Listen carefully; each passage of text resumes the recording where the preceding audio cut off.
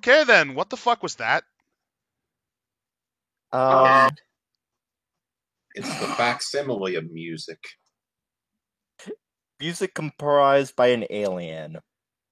This is what humans like. This was music. Go with the simpler. I'm gonna go with the simpler but less fun option of bad. It was very bad. And this is official. Yeah. Well, it's as official as Cthulhu shit gets. It was like a song released on the B-side of some shitty album by a forgotten goth metal band. God, I hope Gabriel Strange actually paid them for their due so they can get a grand slam at a Denny's to come the morning they recorded that. Royalties. Sadly, this came out in, I think, 1983 or something. So this actually predates the RPG. The band was actually fucking fans of the books. Oh, there's a band. There is an Italian metal band called Domini that does the Michael Moorcock books. They're actually good. So they did this shit pro bono. Oh yeah. No. I'm Adam, and it is admittedly very nice to escape from the horrid nightmare that Beast the Primordial was. I mean, this is still shit-infested water, but it is far more enjoyable shit-infested water. Wraithathu has actually been a source of joy. I'm Alabaster the Unicorn, and I have to inform you people, YouTube has been purging account subscriptions. We have been hemorrhaging subscriber counts. So, please hit those bell notifications and tell us if... and do subscribe. Thank you very much. Go fuck yourself. I'm Greg. Going with he said, I don't care if you subscribe. Let's be honest, none of us really do. If you like what you like, just come here. If you don't, whatever. I'm not. I can understand that. And I'm Randall, and I'm here. That's pretty much all I have got going for me right now. Well, you have other things going for you, like this rip-off pose. Like, if this wasn't written before Punch-Out Wii, I'd almost say like they traced Super Macho Man from Punch-Out Wii. Because he's like in the middle of doing his Super Macho Man clothesline. Oh my god, look at his left hand or right hand. Oh shit, it's broken. Oh god. Why does it look so grainy? It looks like it's gotten Xerox. It looks like it's been copied like 10,000 times. Oh shit, he's suffering from Jean-Paul Marat disease. Wait a minute. He needs to go back in his bathtub. Is one of his arm, the way it looks like the artwork is done, I think one of his arms is larger than the other. Well, we know that's the wanking arm. We also know that he broke his previous wanking fist. No, seriously, Joel from Vinesauce draws arms better than that. Can't compare. Here's a little picture of Tomatomon for you to look at. The fist of the wank star. Fist of the flower dick. Oh my god, does he have one of those like fake lips from a Christmas cracker too? Like, is he wearing fake lips? I think he is. I can barely tell because it's so grainy. It's so dark and grainy. He's also kind of eyeing the audience, like doing the little aside glance. I thought I was saying what more did you like, think we were gonna do? I just like the eyes look more like. Remember that scene in the original Terminator where Arnie rips out his first eye and you see the robot eye underneath? Like, it looks more like a robo eye, at least in the one covered in darkness. How do you fuck up chiaroscuro so badly? You write this book. You be the authors of this. You be the author. No, that's how you fuck up in life, generally, I think. He's also wearing nothing but a bath towel, apparently. Seriously, this poor man, he has a broken wrist. And he's And- actually doing a Roman salute, so he's going to be arrested in England soon. Uh-oh.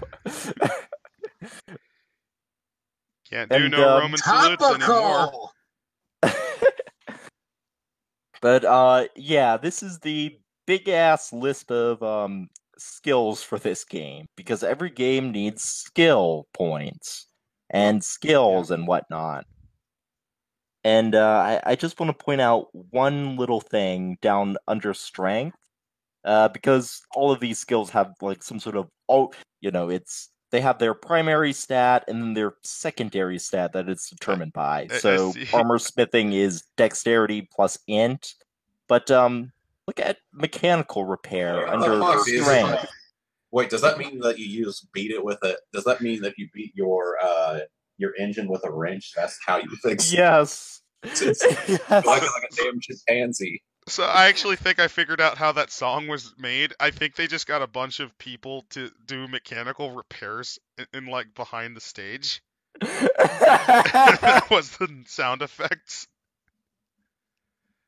Seriously, I could believe if it was strength plus int, that would make a lot more sense. Wait, why is performance? What the fuck kind of? Why is performance in dex? What? Performance and dexterity? Yeah, look at that. Dex plus int. Shouldn't it be like what would it be? Willpower, maybe? No. Also, why are there only 4 Perception? strength skills? Because the author couldn't think of anything. Because Gabriel Strange couldn't Why even is do it- a push-up. Fishing. Why is fishing part of willpower? Does it mean that is it? No. Dexterity? Really? No, it's representing the willpower needed to consume a whole 6-pack in 30 minutes while fishing and not fall asleep drunk. That takes a lot of willpower. I'm not gonna lie. Also, it's the willpower of being able to stay there for hours without getting bored or getting hot. That's why you have a radio and a hat. People, come on, it's not that hard. But the noises scare off the fish. Fucking bullshit. And we should probably skip over most of skills. Just like a Except for couple just- quick looks, just to see if This any other is- stupid I like that folk medicine's one of them. folk Little- Yeah, medicine. like crystal healing. anyone who played this game knows anything about that. Psychology is Right. intelligence plus willpower. Lip reading is one of them. That's kind of. I like that there's so many skills, but many of these skills could probably be scrunched up into many. This actually reminds me a little bit of Call of Cthulhu, only less effective. Because Call of Much. Cthulhu had a shitload of skills too. I like that one of the jobs is like for stamina. They're using all these jobs. There's only 3 jobs: athletics, farmer. So It Mason, takes why a is lot it of stamina to be a farmer. it does. Dex plus. Wrong. What is Dex plus toughness? I What like the how fuck only kind 2 of those jobs are jobs. swimming. That's it. Actually, wouldn't blacksmithing also go here because you have to pound the hot metal all day? Well, somebody was pounding the hot metal all day, but it's not the ones they're thinking of. So what you're saying is Gabriel Strange took a long break in between writing skills after he came up with all these like dexterity, willpower, and intelligent ones to just pound out some hot metal? He What was- probably was doing it while thinking about the weapon skills because he was like, "Oh yeah, let's come up with my bladed daggers, The black dagger. powder weapons. What? Huh? How'd they work?" What a fucking huge. And I think, Greg, you mentioned earlier that a lot of these skills kind of seem like they could be folded into another. That was me. Greg had to go do something. No worries. He may be back. I don't know. He might have run away. Remind me I would- next time to reinforce the chain surrounding his legs, by the way. No matter the amount of gnawing you do, Greg, it's not going to come off. So He'll be back. Oh, they actually go Okay. into great detail here too, which is nice and also awful. especially go to page 213 because Yep. we have 3 different completely useless skills that do the same thing. Oh yeah, because remember this setting, society has collapsed almost completely. Wait. So why Oh is it? wow! Look at the italicized things for computer engineering. Computers are completely redundant, so if your character possesses the skills, it's virtually useless.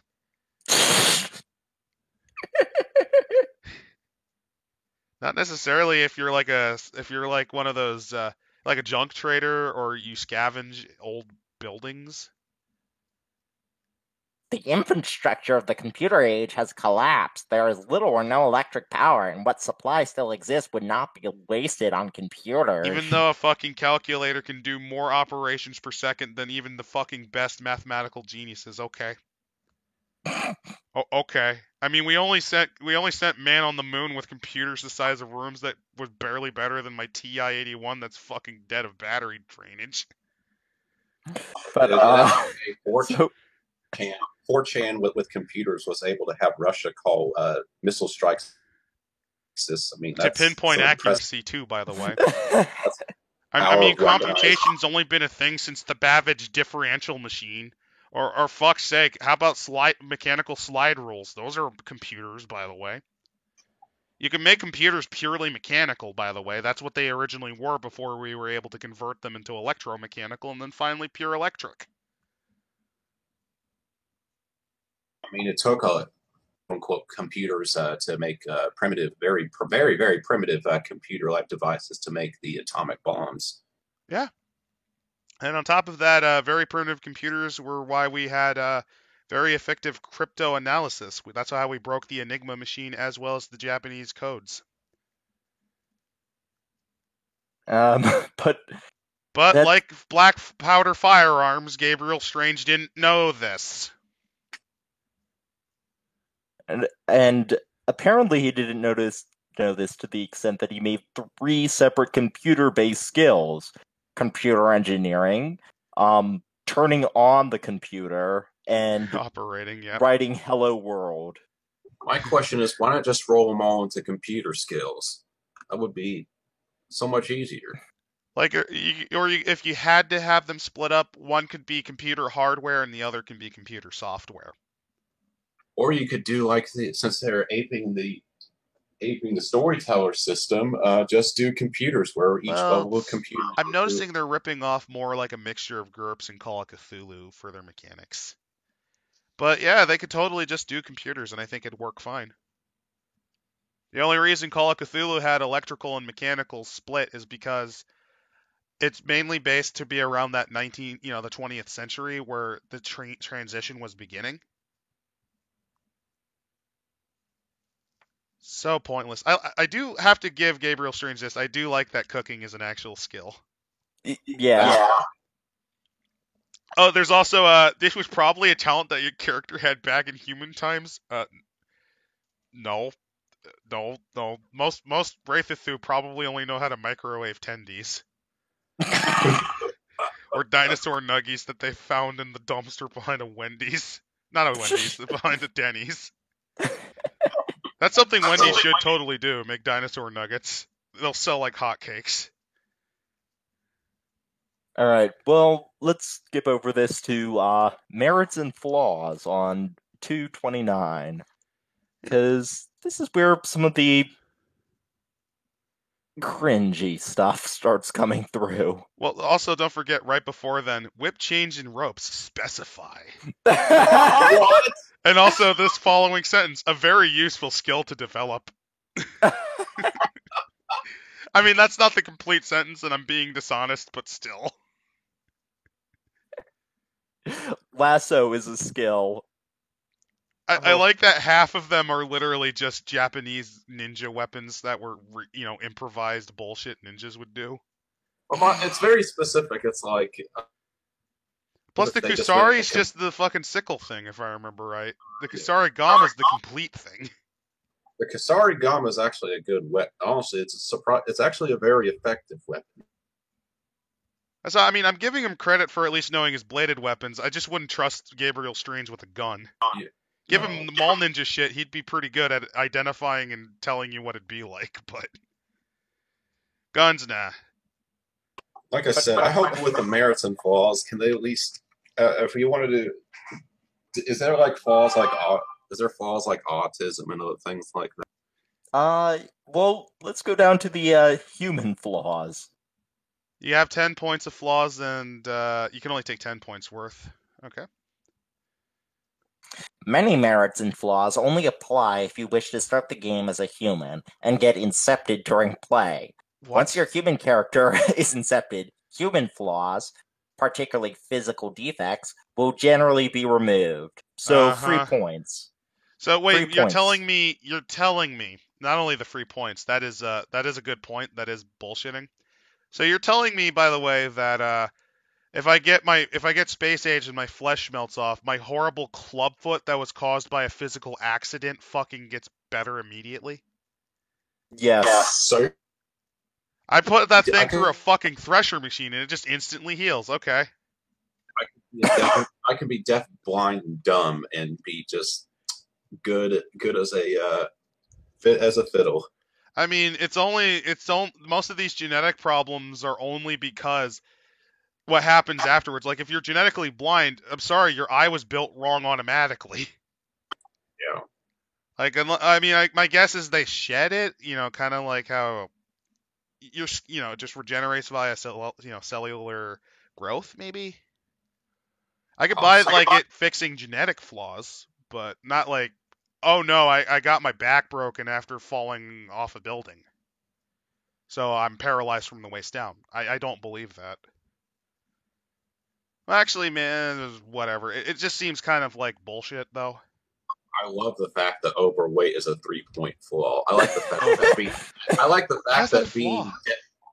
I like the fact that being deaf is only 2 points, but you being a fat fuck. That's the thing that really. That's not a flaw though, because when you get fat, you do magic better. Because this is true. The reason it was 3 points is because Gabriel Strange probably is overweight and he has an axe to grind. Yeah. Wait, lame. Lame is only 1 point, so you're telling me struggling to move around is only a 1 point flaw. Oh, the description is great. Your character might have heard about something that could help, something called Hara. But what is that? Is it a new medicine or treatment, or something completely revolutionary? He's living in hope that one day Hara will fix his gimp leg. Meanwhile, I'm just envisioning the Iron Hand screeching, "The flesh is weak, weak," and just gives him a whack-ass robo-leg instead. Iron Hand, go fuck yourselves, you cog boy wannabe. Then I get my ass pounded into the ground by. I mean, deaf being a 2 point flaw is actually that one's kind of dumb because there is such a thing as partial deafness. Yeah, you could be completely deaf in 1 ear and still be good. Yeah, I would probably have this one be like a 1 to 3 point flaw to represent. Depending on how bad it is. Brittle bones. Oh, my bone marrow. My osteoporosis. Yeah, you have to do the osteoporosis dance every fucking day, or else your bones get weaker. I was born with skin of paper and bones of glass. Oh God! Every morning I break my arms. Every night I break my legs. I was actually thinking of Samuel L. Jackson's character in Unbreakable, but no, that's too good. The SpongeBob fucking scam man's more accurate. Now you're reminding me. This is off target, but now you're reminding me what one of the first few episodes for Double Dare, Nickelodeon's first game show. Yeah. They had one of those kids that had the weak bones. And they actually made a run through the obstacle course. I think the logic was Mark Summers. He's already screaming inside every day. He's like, I don't give a shit if you're gonna break your limbs. Go in there, you little shit. My life is a nightmare because I fucking host this show. I also think this was the same episode that they were looking for the flags, but none of the pillows had flags in them. To give you an idea, whenever Mark Summer gets dirty, you look at his eyes and you could tell he is disgusted and terrified. How can we put Mark Summer now in the... No, seriously, I give the man kudos. He had OCD and he could not, it squicked him out to get covered in slime. Kudos for you to fight through that natural desire to want to get clean and get terrified over all that filth. Also, I do like that Impaired Vision's the only flaw that has multiple point levels, by the way. Yeah, I suspect that they were going to do the same thing with Death and maybe a few others, but they were lazy. Actually, imagine if Overweight was a 1 to 5 point flaw and all the levels were named after Gabriel Iglesias' stages of fatness. So the 5 point flaw is literally just damn. One more. You can go 6. Oh hell. Oh no. yeah. Oh hell nah. Which is like you're a Baron Harkonnen motherfucker. I'm the most powerful wizard to ever exist. Oh no, my heart stopped again. Casts magic to unclog it. Oh, the wine. The champagne from France. You hear his heart monitor fucking beeping. Beep, beep, beep. Fucking flatlines for a second before restarting.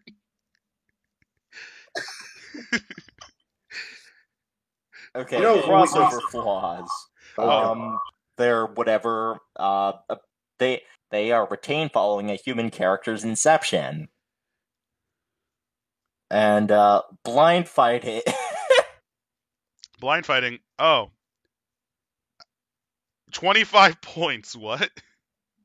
So you can make a fat, crippled man blind, but he can make shit. It's like in the Book of Eli. He has blindness powers. Yes. He gained his powers. Those are called. That's called the power of the plot, Randall. Actually, I was thinking more like he gained this power via diabetes. So that's why he's horribly fat and crippled, because his leg partially rotted off. He doesn't control his blood sugar, and he lost his eyesight because of the diabetes. So we figured out how Movie Blob becomes the most dangerous man in the world. Yes. I gained the art of diabetes so that I can fight for my superior future. Oh my God. He's just scooting around the wasteland in his little fat cart with his katana. So what you're saying? He's like the fatty from Judge. Yes. Exactly, he's the fatty. He's from Judge Dredd. But instead of a katana, it's actually just a bunch of ball bean hammers that he throws.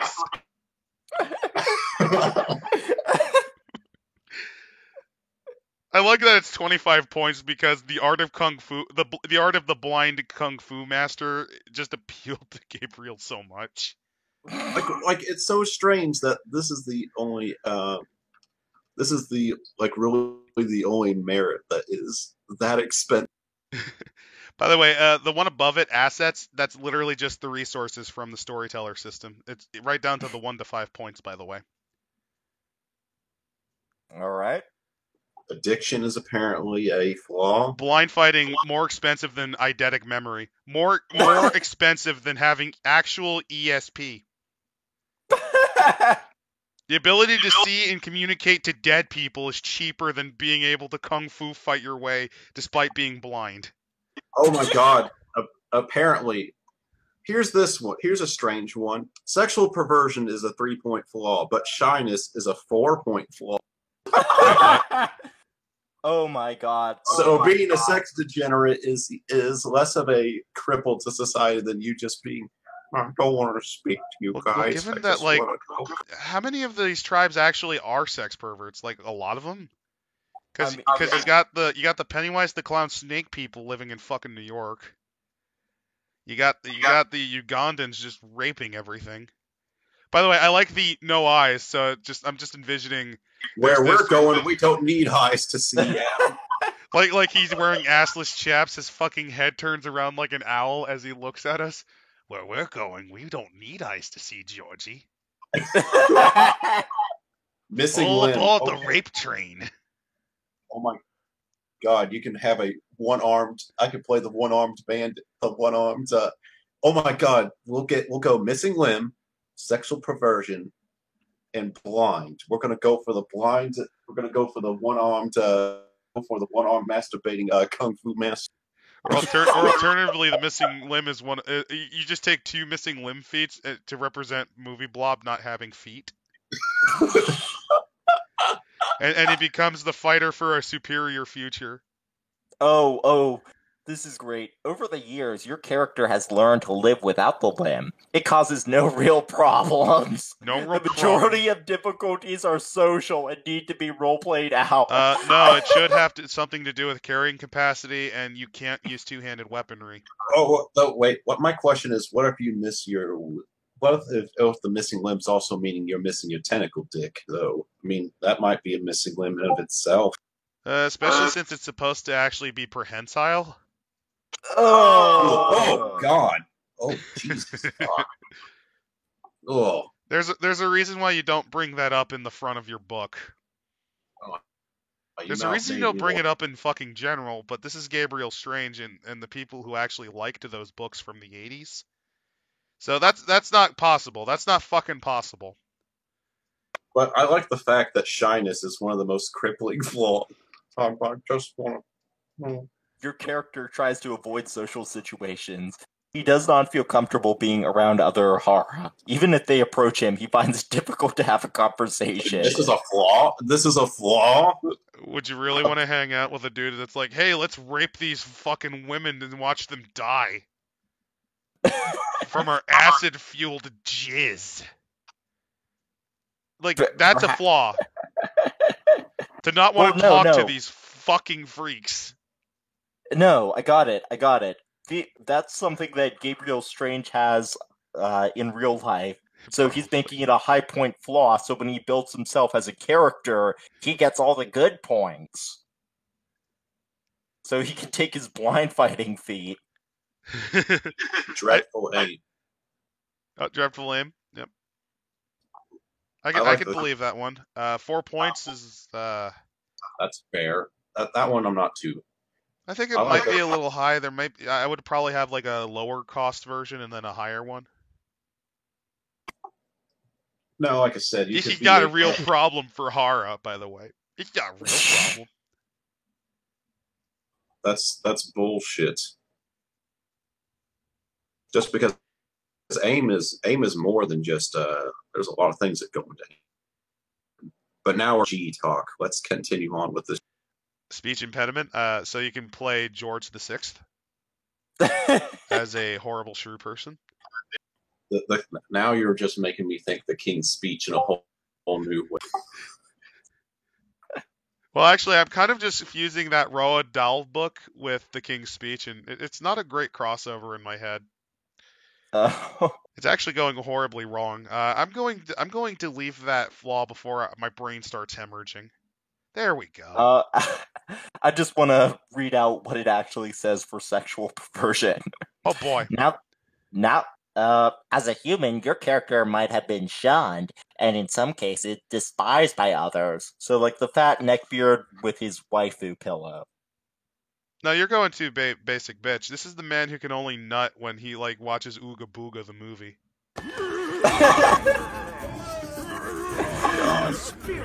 He can only nut when he watches Maddox get killed on screen.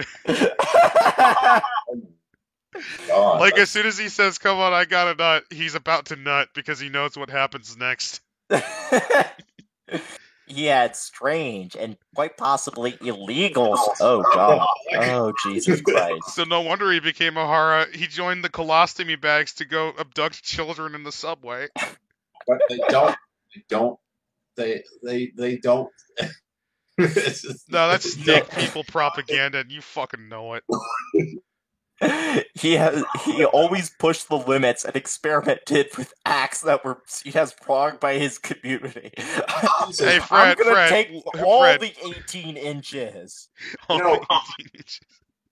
What?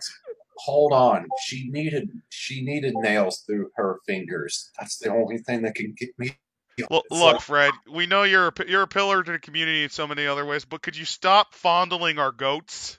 Now just that- can't help it. It's getting awkward. Now that your character It is makes the Hara, goats happy, man. Hey. his desires have changed. Oh no. The act of Aruda is more potent than standard human sexual relation because, of course, Of course. but perhaps a lingering desire to attempt that taboo and bizarre still grips him. His perversions can become more intense to the point where, should they ever come to light, he'd be socially disgraced. Are you fucking kidding me? Oh, These are the God. people. These are the shrew people that willingly, just as a joke, rape people and watch as their insides boil out of their bodies. My question is, what kind of mores They and taboos throw would you AIDS cover? bloods on people and watch as their skin melts off and just fucking find that enjoyable. They do this to women like so many times. They actually keep doing it despite the fact that they know it kills them. There's no And then fucking perversion in the world that can make them not ostracize this guy. Unless his fetish is to actually be a clean and responsible member of fucking society. Oh, well, that's it. Well, that's it. It's like completely mundane stuff. Like, I get really hard when I do my taxes. Taxes don't even exist, Nubia. My name's Ned.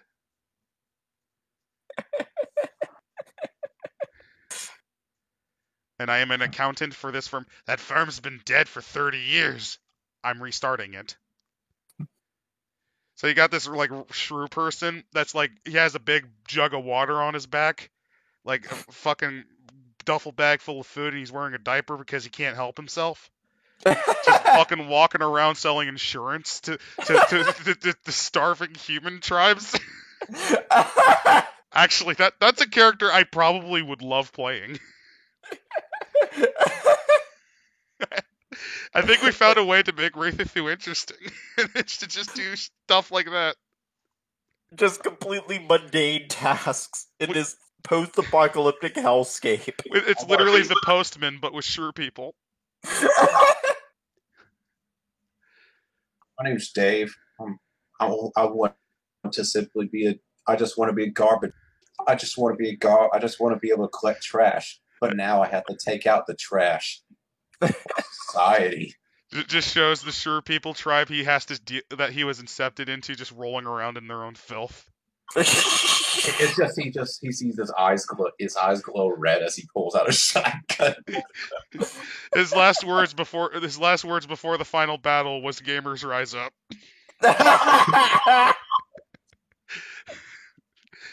Oh God, I'm actually really happy we're back here because Beast was just soul draining. This isn't like this is like, okay, Beast is like a dead rat in a greasy McDonald's burger. This is like I'm not even sure how to describe. This is like eating a cheese sandwich and dinosaur nuggets at a Denny's. Yeah. You know it's horrible and you know it's low quality, but you don't care because you got dino nuggies and their cheese sandwiches are surprisingly good. Mainly because it's more butter than bread at that point. Okay. Oh, and we get super special flaws for Wraithathu. Oh boy. Or merits, or whatever. Past memories, of course. I like how as a human you technically could get magic sense, but it only works if you became a shrew person. Because of course, because they're better. Past memories, but shouldn't you keep all your memories? Yeah. Would you want to keep your memories if you were getting raped by the shrew people? I wouldn't.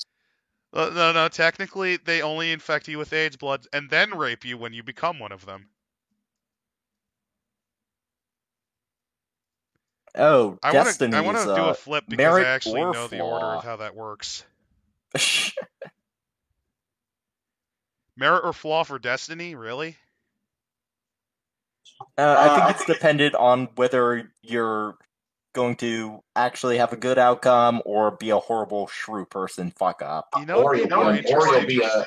or you'll be a 5'3" manlet that plays StarCraft rather crappily, and then you decide to get into politisperging, and then watch as your whole career goes down the tubes as he said the N word on live stream. True. I was actually thinking though, like, you know, what'd be a better idea is if instead of doing the Destiny like this, you actually have like a tarot deck that you have to pull, or you could do like fate points kind of. You know how the Fantasy Flight Games Warhammer 40k systems do have a certain destiny for quite a few moments, so you can kind of do something like that, or like I said, just pull cards. Or if you don't want to do cards, you could do like a roll D100 to see what your destiny is. But that would require effort. No, you think Destiny is silly. Synesthesia, merit or flaw, bullshit. Being able to smell colors is not a fucking merit. Hearing the sound of beef. No, literally, you hear burger as you eat it. Yes. It's just nothing but screaming. Cow goes moo. Fork in the brain. Fork and brain. Fork and brain. You can see what you're touching. Like, not like literally, but you touch something and you see colors dance in your eyes. So you literally feel the fork as it goes into your eyes. I feel like there's something metaphorical. There's some metaphor or something right there. That you need to get chocolate wasted to unironically enjoy Wraithathu? Yes. Oh. So this is the justification for why it's a merit. It can be useful as it provides more information about a situation, i.e. the ability to smell the words coming from Ahar's lips. Will tell rather more than just the words themselves. No. What? No. It's usually more distracting, actually. I will say this: the only time I could see it being a merit is if you decide to make your job as like an artist or painter, because you can come up with some pretty interesting and weird shit just because of that fact that your senses are screwed up. Yeah, Cinnabar is really interesting, actually, in real life. Oh yeah, the game's really amazingly bad in a good way. We should totally do an episode on Cinnabar. No, I'm not joking. That's the name of an actual game. I know. It is an odyssey.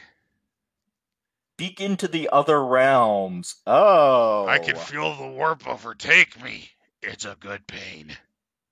Things don't just go right in your character's life. He puts an object down in front of him, turns around, and then when he gets back, the object has vanished. So he's a 60-year-old. We gotta put him in the shed. We gotta put him in the shed and pull the trigger. Gotta go out like Old Yeller. Goodbye, Grandpa. Oh, you bastards! I'm still useful to society. Now, where am I? Why is it dark? On top of that, his equipment and tools are always breaking and going wrong. He might blame it all on fairies or gremlins, if he's an idiot. This is dementia. Oh, Mike, this is dementia. We gotta put you in a home, Mike. Since his inception, this flaw might have become clearer and considerably worse. For some reason, if magic is being performed nearby, your character should expect the unexpected. Sometimes he sees peculiar creatures appear, which then disappear. It seems he attracts interest from the beings of other realms. Uh-oh. You know, if I had to show what the creatures would look like, I would just get a bunch of porgs, and that would be the horrible things fucking with them. This goes even beyond. This goes beyond Either the porgs or runes. minions, either or. I think either would be effective. Like I said, there is no. This is not even the chaos gods would be embarrassed with these clowns. Apparently, Wraithathu can actually have immunodeficiencies. But it's only for like 2 days, and it's never fatal, which is bullshit. Magically inept. At school, your character most likely It's the excelled Han in Solo science. And would have scoffed at anything he considered to be mumbo jumbo. That's pretty racist, Gabriel, because it comes from the Mandingo tribe. Magic and folklore to him were for fools and fantasists. I mean, not really. He could have been an anthropologist or somebody who did comparative studies of culture. Do you think Gabriel Strange would have any understanding of that at all? No. Or do you mean the character not believing in magic? Whatever. I don't think he'd have an answer to anything, honestly. He aimed to be a hotshot in the scientific community with a no-nonsense, straight-laced approach to life.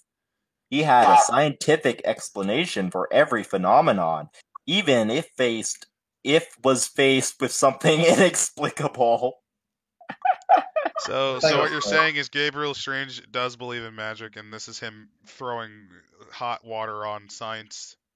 Yeah, it'll become much more apparent later. How embarrassing. The only thing I can think of is Science Man Explains with the Red Letter Media. Fuck if I know. Needless to say, he does not believe in magic. And then the next sentence, you had to readjust your worldview somewhat. All his ideas about ideals about a mechanical universe and science have been shattered. He has been shown incontrovertibly that mean is real. Mean is real. Was that an error? Did they put in the wrong word? Yes, they did. How embarrassing. It's like literally Gabriel. It's Gabriel Rage typing about the goddamn scientist saying that my crystal healing is a bunch of bullshit. I'll show them all. I have stage 2 lung cancer, and they keep telling me to take chemo. Fuck you. My essential oils will work totally fine. Why am I dying? Why am I dying? Colloidal silver. He has been shown incontrovertibly that, this goes very much against every fiber of his being. He constantly tries to rationalize with scientific thought what he sees and experiences. This can sometimes irritate his companions if they're in a situation where the use of magic is essential. So this is a flaw literally designed to put assholes like me in my place, because I kept trying to explain scientifically how shitty sure people work. Pretty much. Well, let me tell you, Chief. There's an old saying by Arthur C. Clarke that magic is just science that is too advanced for us to understand.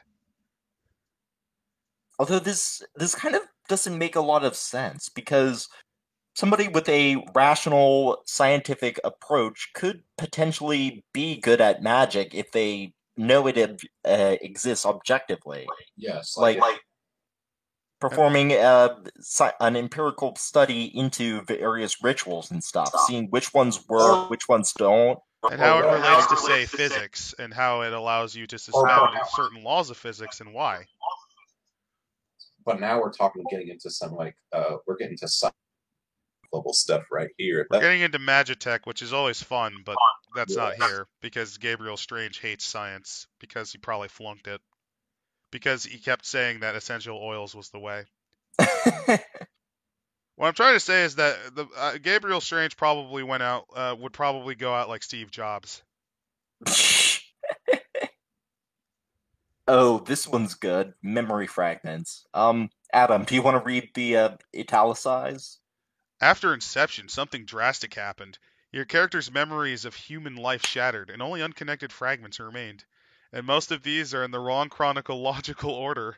For example, you might remember how he used to get up in the morning and be taken to nursery. No, usually you don't remember anything after about the age of 6.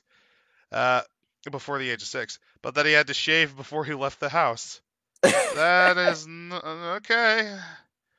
That's not really how, in this case, memory retention problems work, but okay. He recalls being at high school where he'd scream out loud because he lost a toy or his nappy needed change.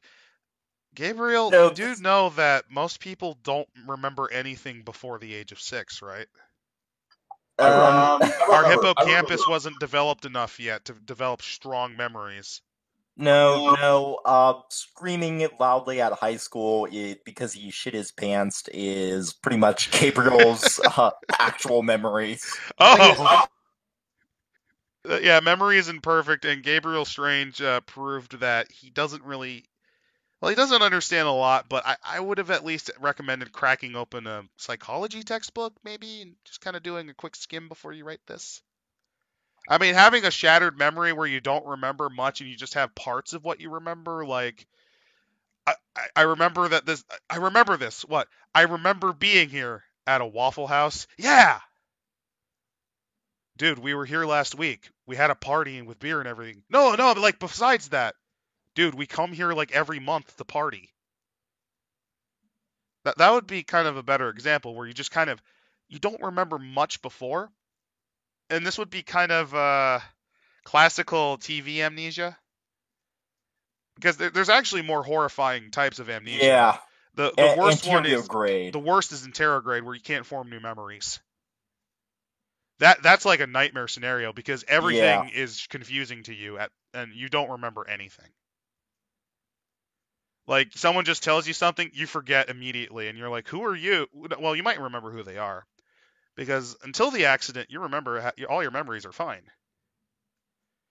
But, like, time stops existing. So basically what you're talking is 51st dates. 51st dates, but imagine if instead of her waking up and forgetting everything, that's literally every second of the movie. Yeah, anterograde is pretty horrifying. It's a nightmare world. This would be retrograde amnesia. But done poorly, because this is not how it works, Chief. Anyway, let's move on. I'm sorry we got into a big side conversation. It's just, memories are kind of a fun little thing to learn about. Size reversal. Oh, you become a midget. Midget. That's literally what this is. When your character was incepted, other inceptees all around him appeared to grow a few inches. However, for some reason, your character shrunk. He became a foot shorter than before, which makes him the odd one out. Well, you see, the problem is you set the age blood to Minnie when you should have set it to W for Wumbo. I don't think that's how Inception works. Hey, Mantickler, how does Inception work? Did you set it to W for Wumbo? Can we? This also is an alternative. This is an also great alternative title as well. Set W for Wumbo. Set it to Wumbo. Slightly botched Inception. Oh no. I mean, remember, Inception in the lore is like 1 to 3 days of absolute agony as your body falls apart and reformats into a shrew person. Your character's inception went wrong. Not drastically wrong, but certainly not all right, and he was left with legacies from it. So his face is just on backwards. He has heard the whispers of botched Inception, and quickly realized he was not the same as most other horror. He has a lukewarm IQ, which puts him above 99%.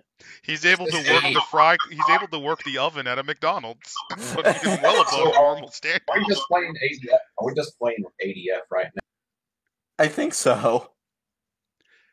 In the land of potatoes, the one with half a brain is king.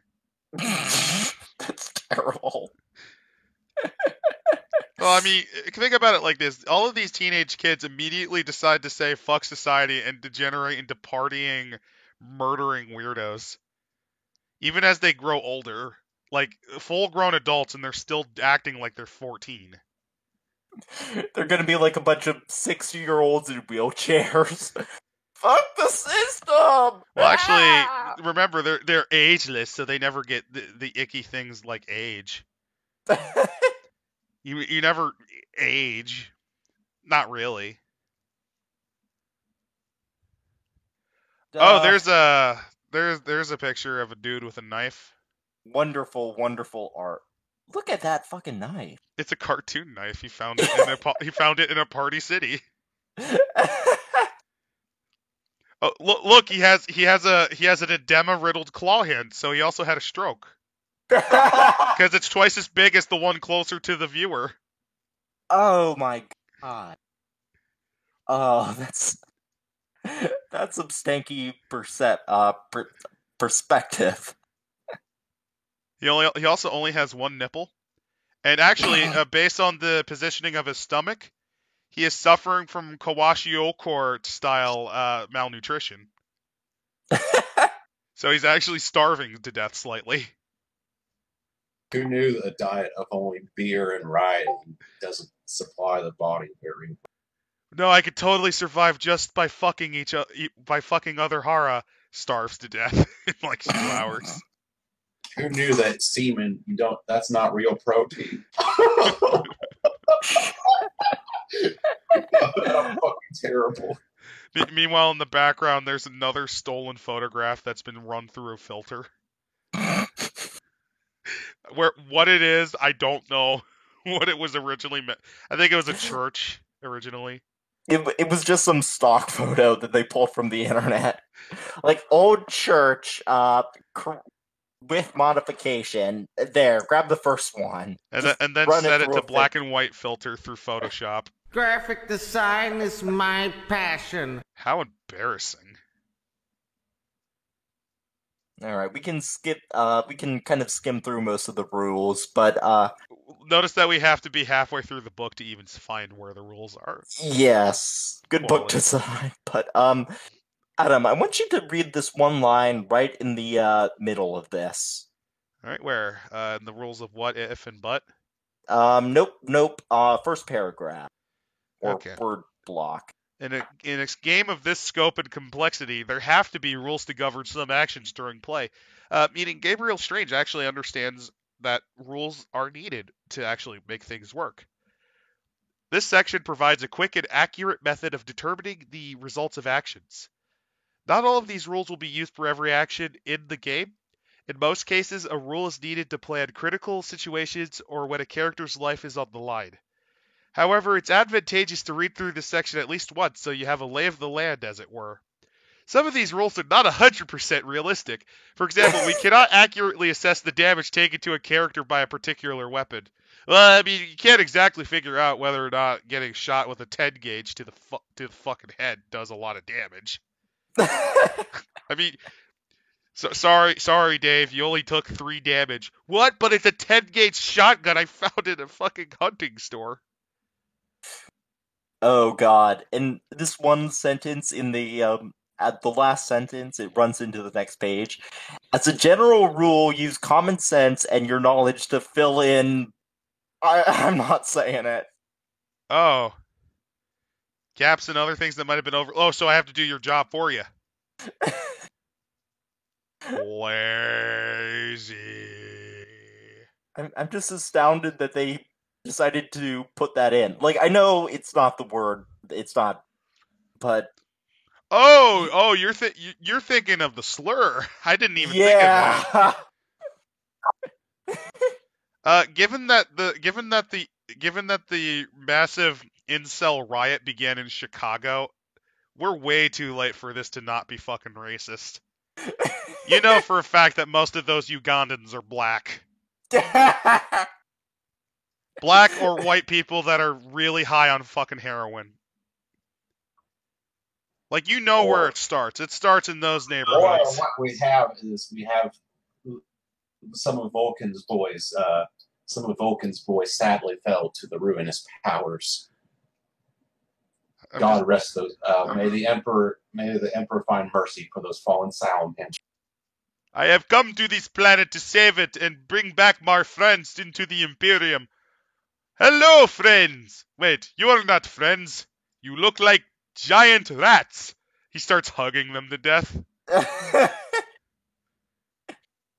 They are so adorable. They scratch their ears and roll in their filth. It is cute. Vulcan, these are clearly mutants. We need to put them down. But look at them. They look like giant rats, and that's the problem. Vulcan dies of AIDS-infected rabies blood and comes back fine. You see, it's all fine. You died for 3 days from their blood. These things are clearly lethal. Moving on, we're probably going to move through this. Yeah, But, like the rule of rules, that's basically, I think, rule 0, where like the DM can kind of just decide what happens in spite of rules. Adam, why don't you skim through this actions phases? All right. In order to facilitate play, game time is broken down into small sections in which actions can be measured against each other. These sections are called phases. You mean rounds? Okay. Each phase lasts, literally D&D logic, 5 seconds in the game world, regardless of how long it takes to roleplay the move's action in real time. Their move is only important in aspects of role-playing where timing is critical. One of these aspects is combat, literally D&D. Phases are themselves split up into slices. What? That last up for 1 second, called action slices. What? Phases allow each character a fair chance to take part in play. The players describe their character's actions, and the storyteller describes the results. All the described actions of every character occur during the same 5-second phase. Then what's the fucking point of the slices? Why even do that? What's the fucking point? What are we doing? Playing aces and eights?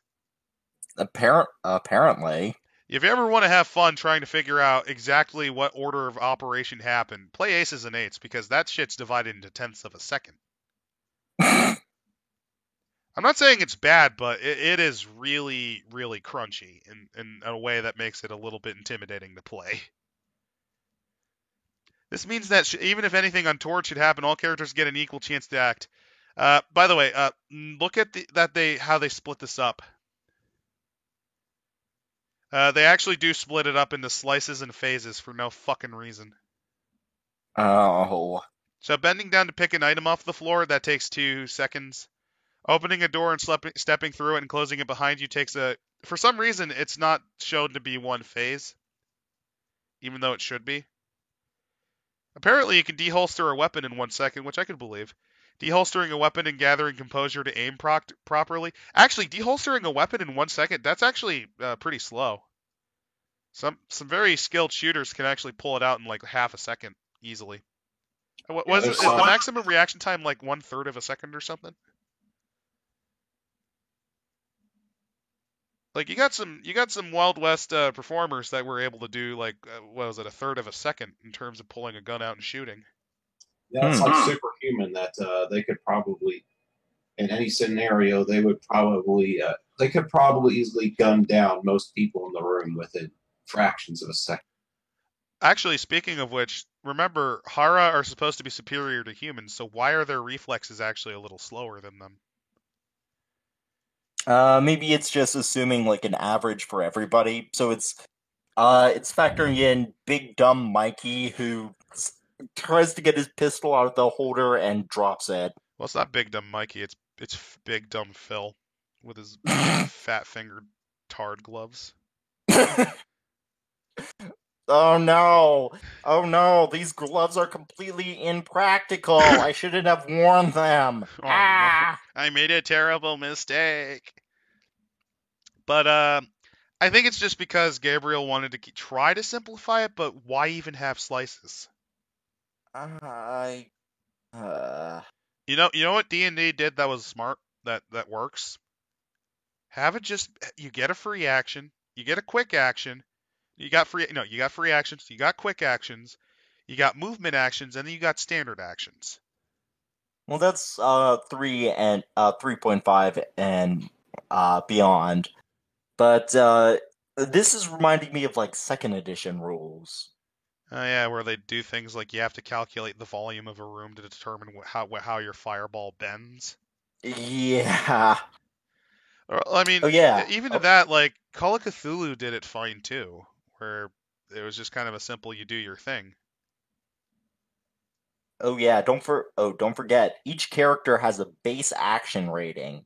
This is affected by the character's raw speed, which represents how many actions a character can make in a single 5-second phase. Oh no. This is actually making this game more and more unplayable the longer we go, because this is more and more stuff that you have to remember. Do you really want to fucking remember how to boil eggs to perfection? Nope. We can go down to the basic roll, 243. Stats and skills. Alright, so normal rolls are used when a character uses a skill or stat to perform an action where no other character opposes it. Action modifiers based on the universal modifier table, UMT. What? What the fuck's the UMT? It's conveniently located like 5 pages down. I thought UMT was whatever Wraith of through sexually transmitted disease you could possibly get. It's a lethal illness that strikes all communities.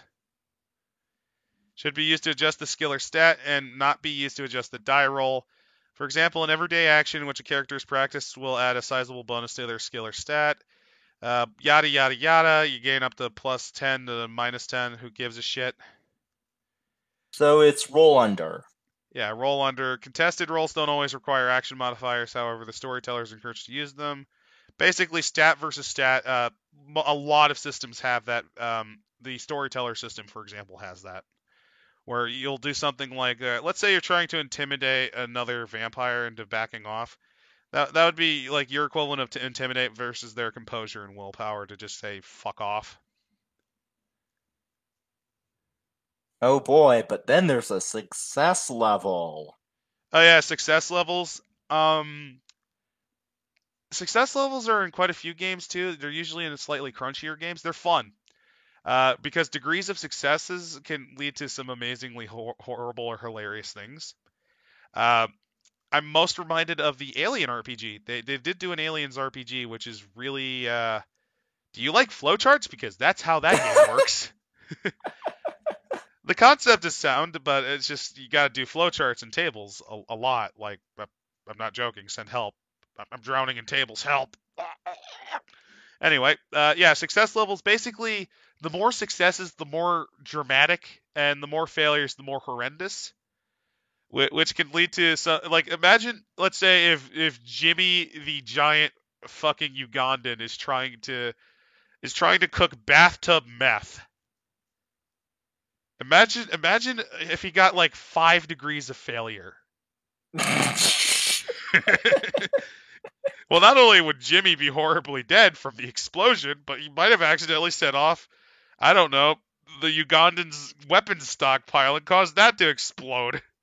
Because he built his meth shack next to their fucking gun pile. No. With that kind of success level, I think he accidentally detonated a nuke. There Like, also he just happened to hauled the be... nuke There also... back. Well, what happened was there was an unexploded nuke in the city outline. What happened was the detonation device failed, and the impact from the meth explosion caused it to finally give up the ghost and release its payload.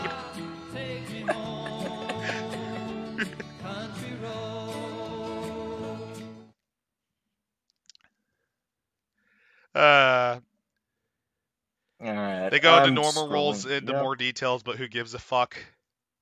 Blah blah blah. Yeah, who Oh, gives a here's shit? here's the on 247, the universal modifiers table. Not related to the universal greening, sadly. Oh, hey, this is actually useful. I wish it was 5 pages above. I like the situational familiarity, environmental. I actually have to admit, I like this chart a lot. Yeah, like this is one of the very few things that Wraith of Fu got right. This is the best page in the book. Not for comedy's sake. I mean, like, just I like this. I also like how the lower you get like unfamiliar, tricky, inept, incompetent, and clueless. Environmental conditions. The temperature is so extreme the character is in pain or in danger. Space might be duress and distraction. Character's life is on the line. Limited time to finish the task. Deafening noise or blinding light. But notice that there's a level even beyond clueless. -15 for no light or blind. So getting your ass thrown around and say a clutched together dive bomber that's rapidly falling to its fucking death. Apparently that's a lot easier than just having no light. Oh, there's actually another page too for modifiers. But unfortunately, they did not actually keep the action modifier area here, so you might get confused. Oh. Good job. You do something correct, and then this fucking happens. GG. I mean, it's not too unintuitive, but it does make reading the book well, actually, I think because originally it was like back to back. It's like that's the idea. So like they're on the same 2 pages, so like it's not as bad, but still. I'm just gonna do it as a knock for PDF purposes, and I think this was released before PDFs became popular, so I'm not gonna ding it. I dinged it, but I'm taking it back. This is actually not Gabriel Strange's fault. It's just PDF design's fault. And I'm gonna ding this little gem on 249 just for the name alone. Virgin Experience. Also, I think did they spell experience? No, for a second there I thought they spelled experience wrong. It's just that the font was making me question reality for a second there. I thought this whole book did nothing but make you question reality. Anyway, let me read this quote. We haven't been doing that a lot because fuck it. You see those colors? Well, do you? Those are the colors of the mystical magic fairy grotto. No, I'm just kidding you. That'd be the effects of the drugs we slipped into your drink. Myth. Roofies! Our heroes, ladies and gentlemen. Oh, I like how they spell colors as colors. Yeah, like I said, I'm pretty sure Gabriel Strange is either Canadian or anywhere that speaks the Queen's English, but I'm betting Canadian or English. I know the publishing company was British, which is not the same as English. I know the 1 or 2 English people, well, British people, I should say, since I think 1 or 2 of them might actually hail from, like, not England. So, Wales? Well, Scotland and Northern Ireland, too. They get very upset if you don't include their tiny little area that's like the size of Rhode Island. And, most of this is just, oh yeah, they actually have fate points over on 253. Oh, neat. Let me get up. Wait, what was that? I was just, experience rewards. They actually are pretty hard set. That's nice. At least they show you, there's a pouty goth rocker on 251 too. I'm just so sad with my 2 belts. and the fact I only got fishnet for 1 arm. Okay, that was entertaining. They explain magic ability with energy, matter, chaos, and order. What? What? I'm starting to think this is actually set in the Warhammer universe then, just because they have chaos and order as a scale. Yeah. Well, that's why all the names are all fucked up. Well, this is what happens when a Slaaneshi cultist hangs out with a Nurglite, and they decide, hey, let's create the world's worst fucking book. And that's how Beast the Primordial was made. This is too good for chaos. No, this is what happens when Doom Rider and Karn just do a lot of coke, and they wake up like 5 weeks later wondering what the fuck they made. Right before throwing himself into another line of coke.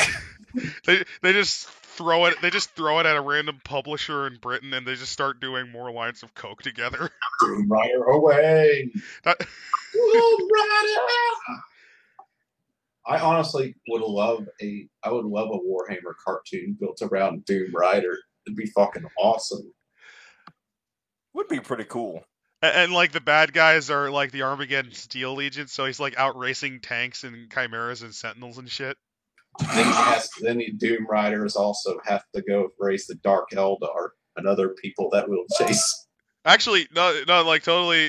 The plot of a Doom Rider cartoon should be it's kind of not like Wacky Races, but it's kind of like that.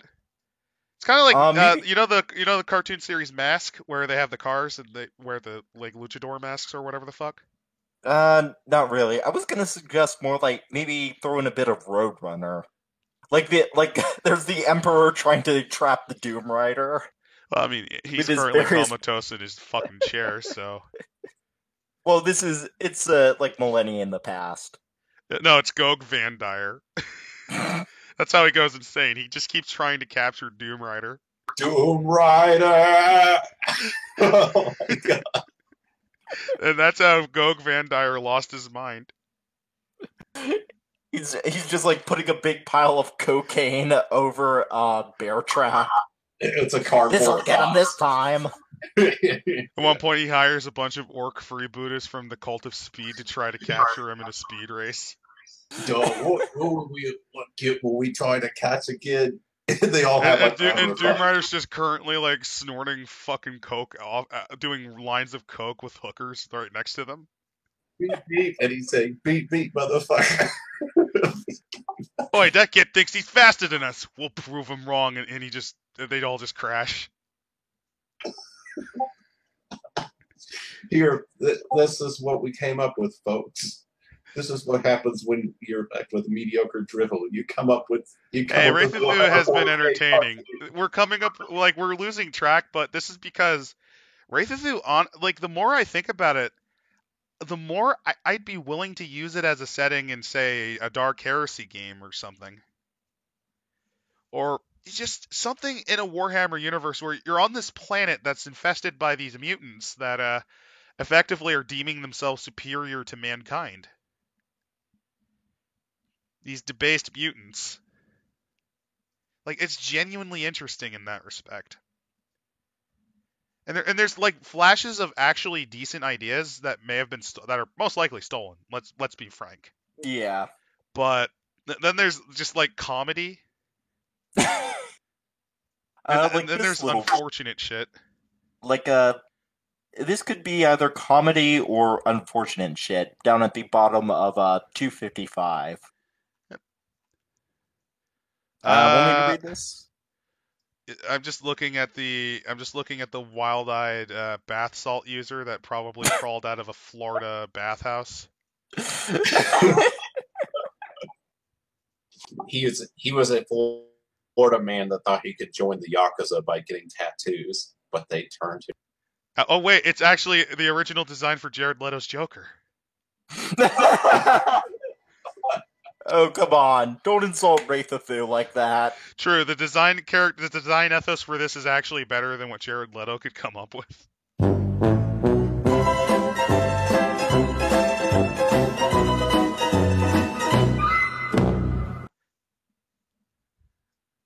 Actually, if you just paint this guy's hair green and just flip his mouth to make him smiling, I think if you put him in a lineup with the Joker, more people would accept him as the Joker than Jared Leto. You know, I don't think you're wrong on that. Players whose characters begin play as human will have to decide how they want his inception to turn out. How am I going to get kidnapped by shrew people and forcibly removed of my own humanity? The tougher and harder players make it for themselves, the more experience points should be rewarded to their character. So upon character creation, you can cheat the system as hard as you fucking can. Amazing. The time period for how long a player's character should remain human before becoming Wraithathu is not specified in these rules, since the storyteller should decide how the story will flow and when the characters are ready to undergo the transformation. Because that's the entire point of this. It's not surviving in a post-apocalyptic world trying to rebuild society. It is, when will you become a shrew person and just start shitting and fucking everywhere? With knives. Like, you know that's what anybody who would actually buy this only wants. No. Those type of people have fatal, and that's why we leave them in their horrible little leper colonies. Oh, that's going to be a book, but that's far fucking out from this timeline. Yeah. Because everyone and their dogs already talked about fatal, so I don't think you fuckers care about that. But down at the bottom is where we start getting preachy. Well, not only preachy, but we're starting to get repetitive bullshit, by the way. Because this was already brought up like 100 pages ago. So remember, the editor did die somewhere around page 80, so this is just unrestrained. If a player chooses to play a human female character, they can become affiliated to certain Wraithathu tribes. Some tribes are friendlier to human females than others. Oh god, there's some that are literally fedora tipping miladies. The Gelato, for example, welcomes women within their cities and towns, believing them to be as much victims of man's depredation as the planet itself. Tribes who would be most likely to have female associates are the Ugandans. Really? Really? Those Mad Max looking motherfuckers? Nah, actually, that's an insult to Mad Max hooligans, because they at least just... No. They're about the same, it's just, they didn't sell out their race. The Gelatos... I think that's how you pronounce it. It's the noise that you make when you get kicked in the crotch. Yeah. Those least likely to fraternize with human women are the Vars, the Kakarats, and the fucking Muslim tribe. Oh, what no girls allowed in our gay Arabian paradise. No rules allowed in our gay. What the fuck? It gets funnier too when you realize this is just Gabriel Strange ripping off the fucking Assamites. The Assamites being, in the World of Darkness, a clan of vampire Arabian assassins that were an all-male sect because of the fact that it was, they were a very paternalistic culture. They were a brotherhood of assassins. Not exactly, well, they're a clan and assassins. So no girls allowed in our great Hashashim cult. But it's like that, but far more homosexual. Meanwhile, the colostomy bags are fairly neutral about the matter because the only things that get them aroused are children. No, seriously, I vote we flood New York. It's the only Timmy's that's able to get me up and aroused anymore. Yeah. The only reason I can float anymore is because of Georgie. He completes me. He's 9 years old, but he completes me.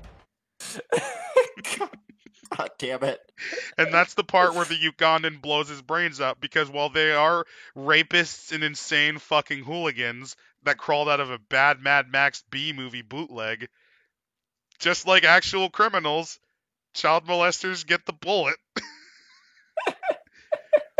like there's a reason why pedophiles get murdered in fucking General Pop.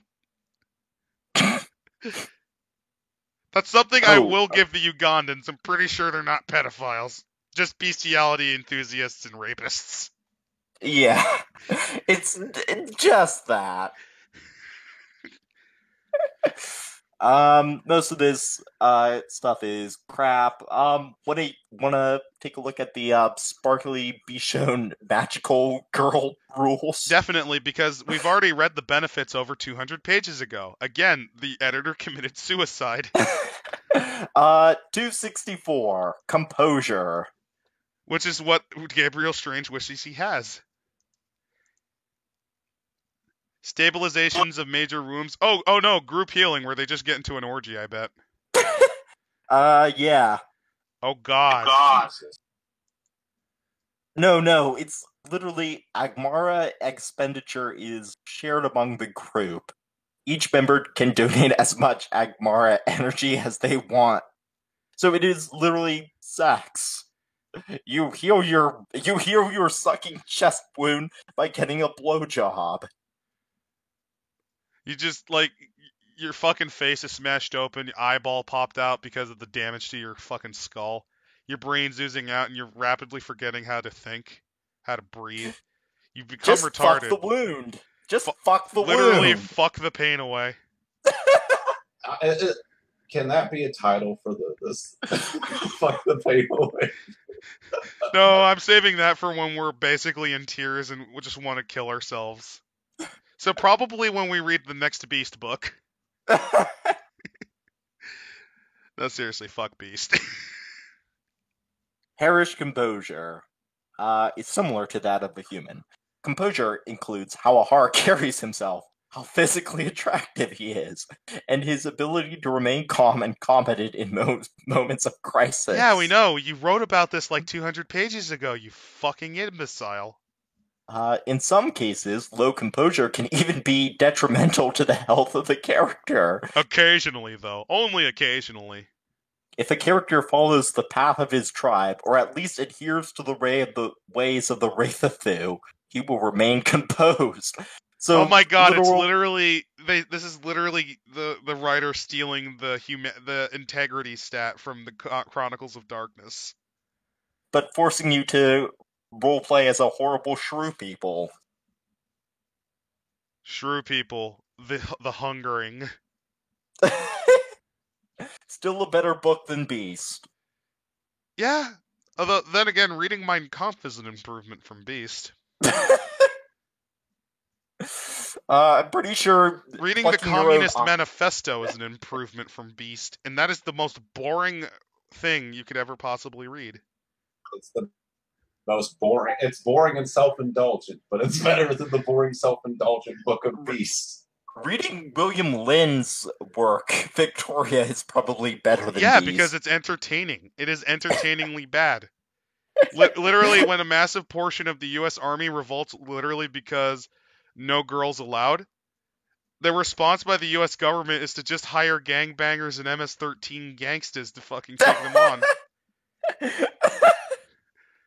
Oh, by the way, one of the big reasons the protagonist says, I'm gonna destroy America is because he can't pollute the waters with his potato farm. How dare you not let me run off my fertilizer into the fucking river, poisoning all the fish that are going extinct in other parts of Maine? How dare you not allow me to just poison the fucking planet? Anyway, we're gonna call ourselves the Christian Marines, even though, like, one of our members is Jewish, and I, the writer, had to expressly point out that he's Jewish, because otherwise it'd be really weird. He's the token. Well, the other token was the black guy, because every other fucking person in that unit was white. William Lint does not understand the U.S. Army, if you can't tell. William Lint doesn't understand a lot of things. Speaking of which, composure. If Ahar's composure reaches a very low level, he will become less physically attractive, and the inner glow that makes Ahara so awe-inspiring will slowly slip away. So literally, you get uglier. You gave me the uglies! You gave me the uglies. Other horror might start to shun a character with low composure. Am I ugly? My eyes! My eyes! While some might take pity on him and help him back on the right path. Here, wear this bag over your head. And then no one will be able to see your hideous ugliness again. Patrick Star. Oh my God. The longer we go into this, the more this is just gonna degenerate into SpongeBob jokes. I'm not even sorry. I was gonna say I was, but no, I ain't. I ain't sorry. Essentially, Wraith of Thu need to embrace their nature and break the ties to being human. So I you thought need it to was- railroad. I thought it was break their ties of being serious and just turn into fucking clowns. They're already clowns. Oh, as the characters progress through their cast levels, they will slowly strip away the bonds to their previous form and gain more composures, becoming a hideous alien entity.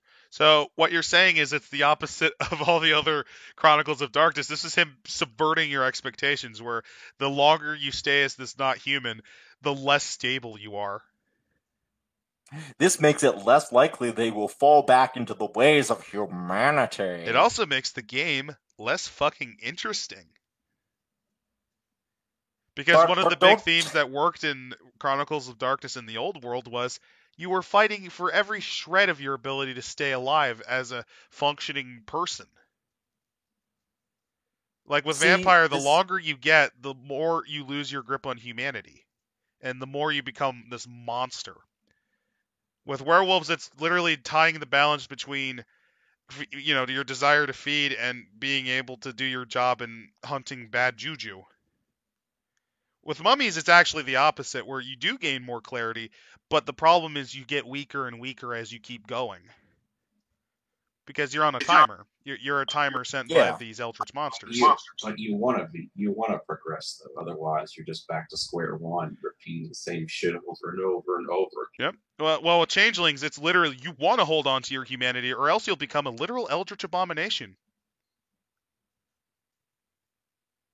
You do. But- You become an Eldritch abomination that does not understand time. What's that? Imagine living life with permanent anterograde amnesia. Ugh. That's how the Fae do. I will say, honestly, I could see Wraith of Thu as being a parody of early White Wolf, specifically a very specific subset of White Wolf players. Yeah, Gonzo games, but with like horrible players, like the fat mall ninja. Ah, I hate humans. I want to become a vampire so I can kill all the high school bullies who made fun of me. Like you got 6 players, they're all playing, like 5 of them are playing Camarilla, fairly basic. Then there's this fat fuck that waddles in. He's like, "Can I play an Aslamite assassin?" I'm gonna give him a katana. Or It's the best kind of sword. Or alternatively, "Can I play the Zimichi?"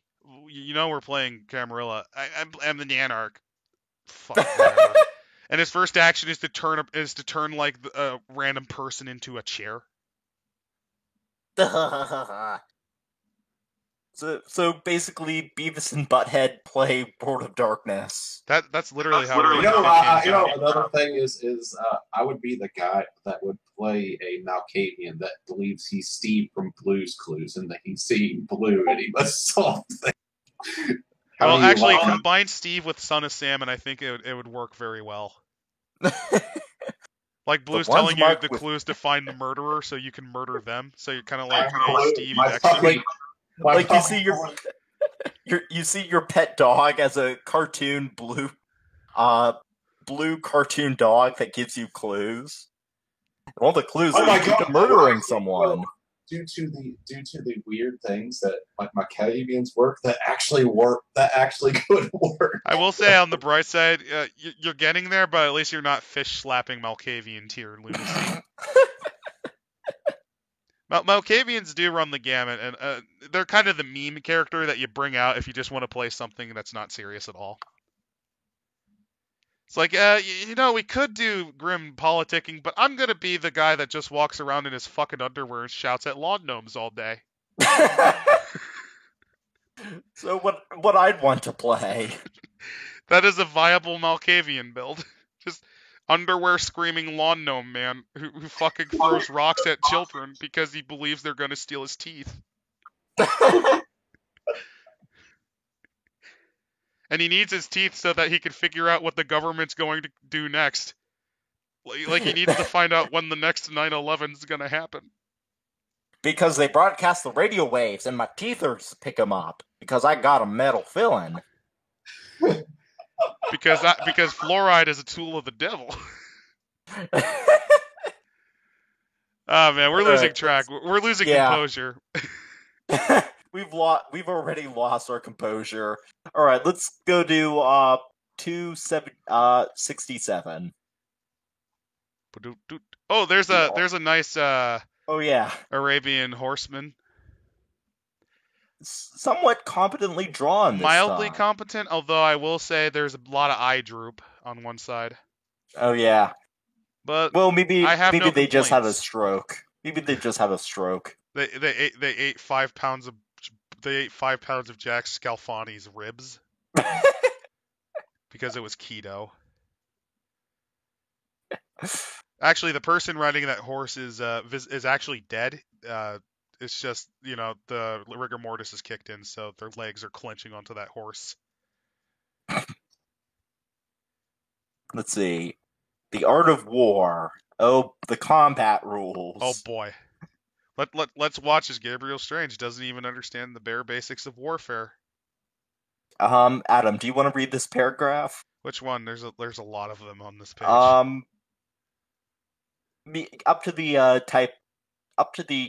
Start at the Art of War in the world of the Wraith of Cthulhu. Okay, so in the world of the Wraith of Cthulhu, in the world of the Shrew people, there are times when a character will have no option but to fight. Even if for most of the time it's best to avoid risk of injury or permanent damage. Oh hey, ripping a little bit off of Aces and Eights, because you never want to get into a firefight in that game. Mainly because Aces and Eights has a great moment where in the first round you can get shot in the fucking heart, but you still have several rounds before you bleed out and die.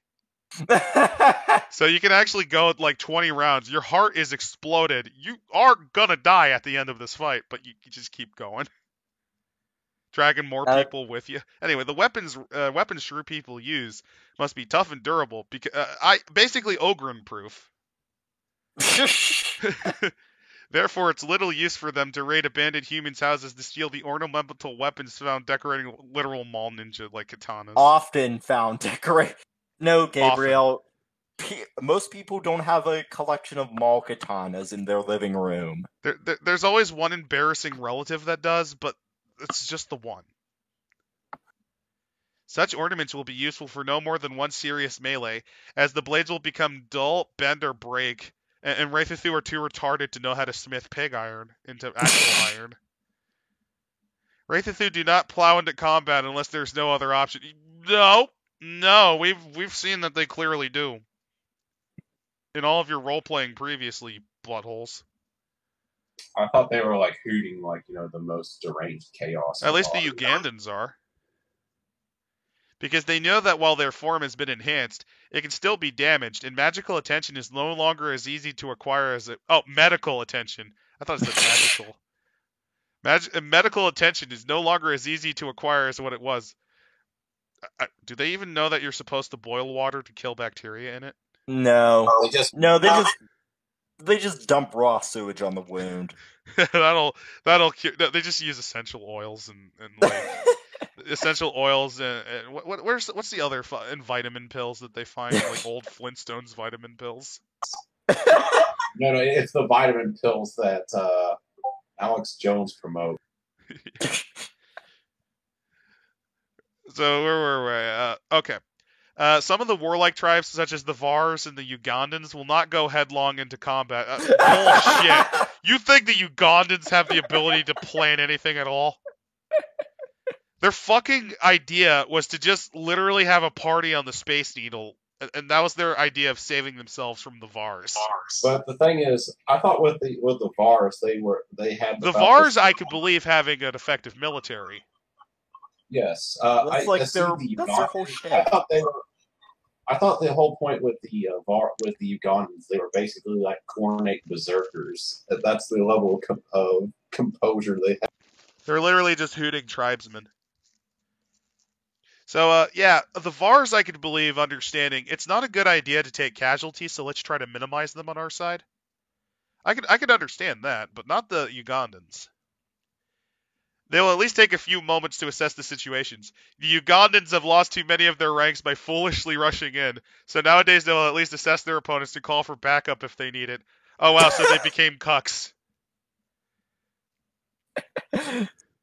The one hooting tribal race has become cowardly now. Amazing. Amazing. Because combat can be fatal for horror or humans, any characters entering it with an idea that they're going to hit everyone until they drop will probably be the first to fall. As in all combat, the first successful strike is always the most important, not necessarily. Case in point, Gettysburg. Remember how it was the Pickett's charge in the third day that really fucked over the Confederates' position?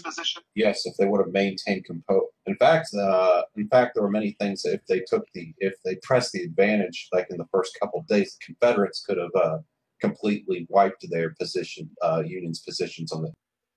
I also raised the Battle of Cannae, which relied entirely on Hannibal Barca giving ground on purpose because it was the closing of the fight. Hell, the way Napoleon's military victories in Europe worked was it wasn't the first blow. Like, he didn't just blow them up with a whiff of grape shot. No, what he would do is Hey, random stranger. Hey! You're not Greg. I'm currently driving on the highway! Woohoo!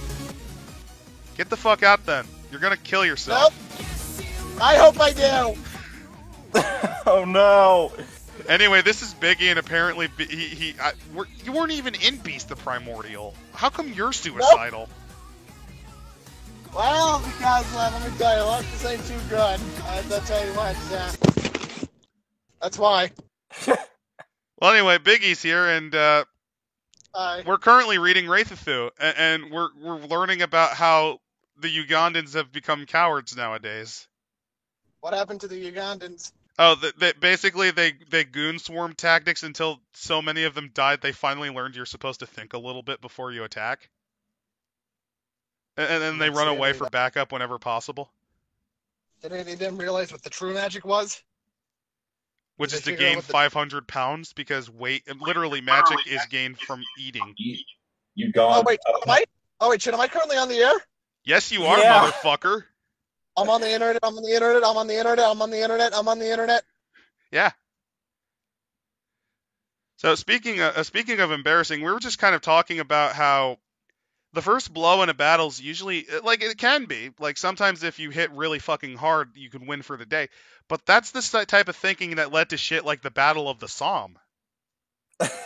You know, where Britain lost like 500,000 men just charging the same spot and maybe getting 10 miles advance at most. We'll get them this time. No, it wasn't even 500,000. I think it was a full 1,000,000 men died in the Battle of the Somme. Did you guys hear that? No.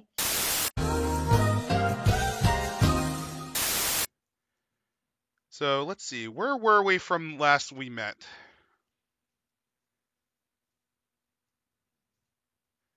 Okay. As in all combat, the first successful strike is always the most important, which is a load of horseshit. See Gettysburg, Cannae, and so many other battles. Sometimes waiting is that. Sometimes. Oh, also, what if you're in guerrilla warfare? Sometimes striking first isn't necessarily the best. If you ever heard of the War of the Bucket, that's how Modena won. They waited until nightfall and did a night attack.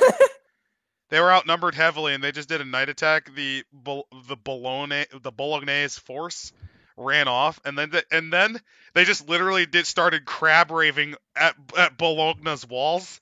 They were like, instead of sieging them, they just started partying and fucking taunting them. And they were heavily outnumbered, by the way. This is after taking both of their forts very casually with little effort, because one of them was given to them and the other one they just were able to take. But so yeah, the first blow is not necessarily important. A good solid blow can render an opponent's arm useless or cause them to double up in pain. A character should strive to make sure that they get the first strike. No, actually, I'm of the opinion that you want to go defensive first. Like, depending on your mission objectives, like, if I'm in a fight I want to make sure that they make the first blow, because then I can get a good grip on how good they are, and then I can just counter stab. I'm of the opinion that cross countering is usually better than just attacking.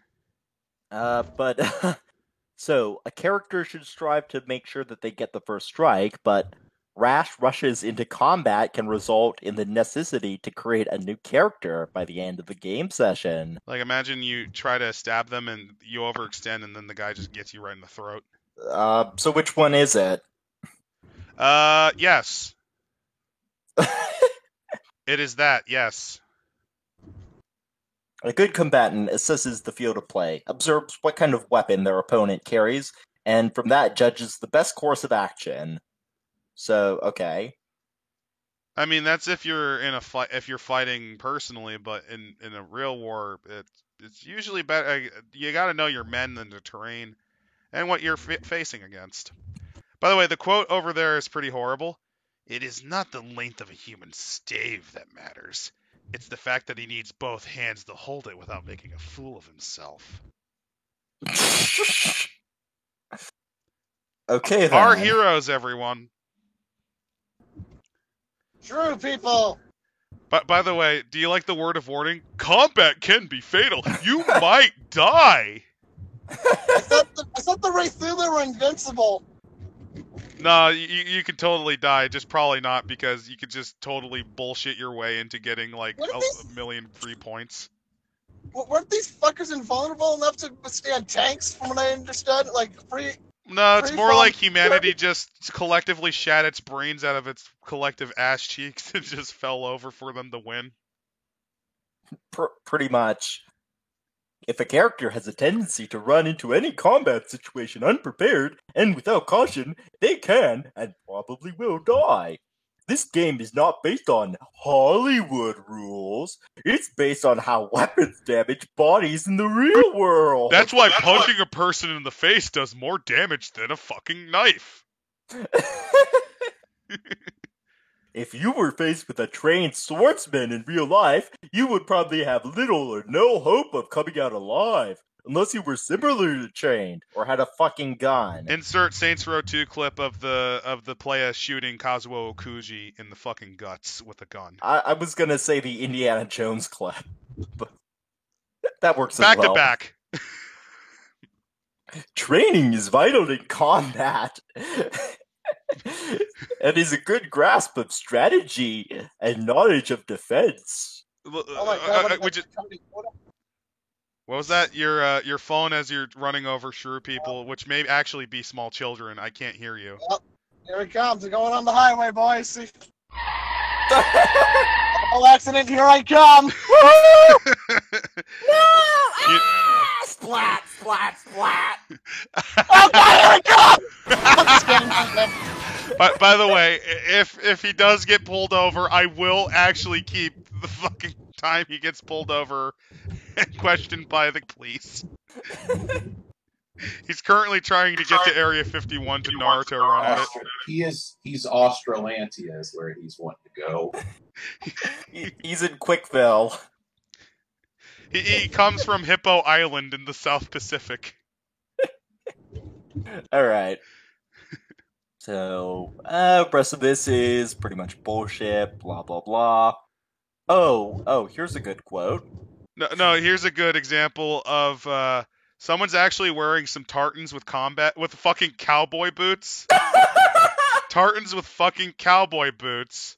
With an Egyptian My question thong. is, why is he? It looks like he's almost trying to plank. Look at him. He's not only trying to plank. Do you like that you actually can clearly see his bulge?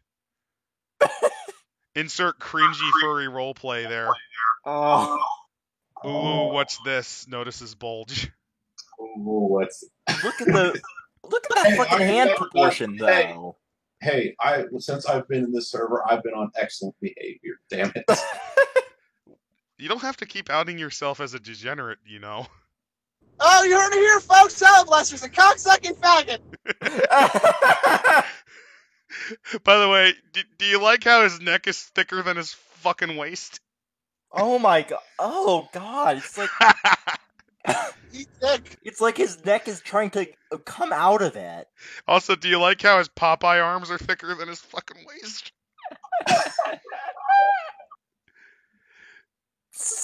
This is some Liefeld anatomy going Cause on. I eat my spinach.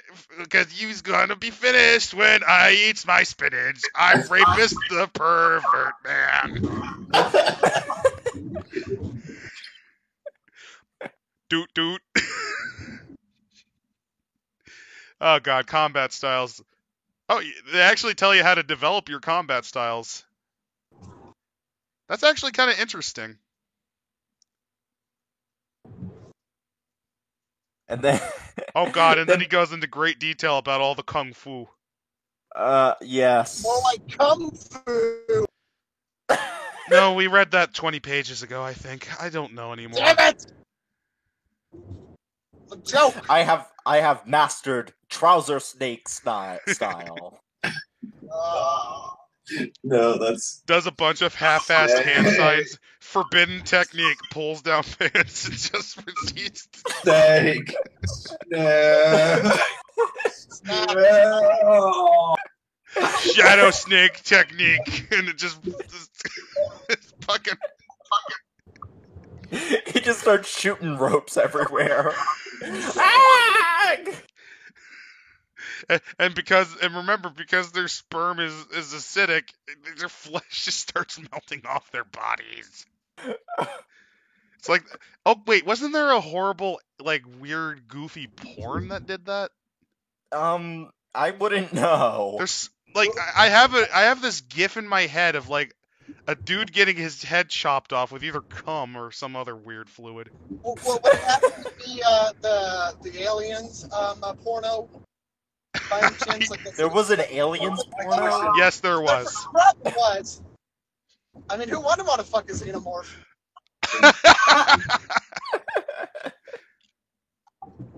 My God. And you say I'm the degenerates, people.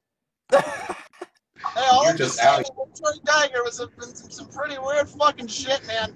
And that's not a joke. He put his lips on the original Alien. He had Well- them dicks that left on it. Well, actually, you're thinking H.R. Giger. No, that was in Alien 3. The original design for the first Alien was as it was because he was told up front by Ridley Scott he wanted to use Necronom 4 as the inspiration. Now, what it originally was supposed to do is it was supposed to have translucent skin so you can see its skeletons and organs and stuff. Oh my god. Cool. It didn't work. The organs didn't work though, and millions of tadpoles died. It was either tadpoles or like little worms or something. It was supposed to be their organs in the brain, in the chest, and lungs. The original costume's still out there somewhere, but it's pretty badly damaged because the plastic was also like really brittle. Oh. So that's why they went with Bug Carapace Black, which I think works a little better because now it's like a horrible cockroach. Like imagine a 7-foot-tall cockroach with a spike tail and a double mouth. Okay, so moving on from alien porno, let's Yeah. get back. Most of this is just Retreads. stupid bullshit. Retread, making your own weeaboo fighting style. Action slices, by the way. He has to explain where in the slice. Which, by the way, slices are almost mechanically useless, Biggie. Basically, you know how D&D has the 5-second per round rule? Now imagine if there's a sub round where they're divided into 1 seconds and they have no fucking value whatsoever. Oh, there's this great quote on 271. Evolution is just another name for mass genocide, if you ask me. What happened to the dinosaurs should happen to man.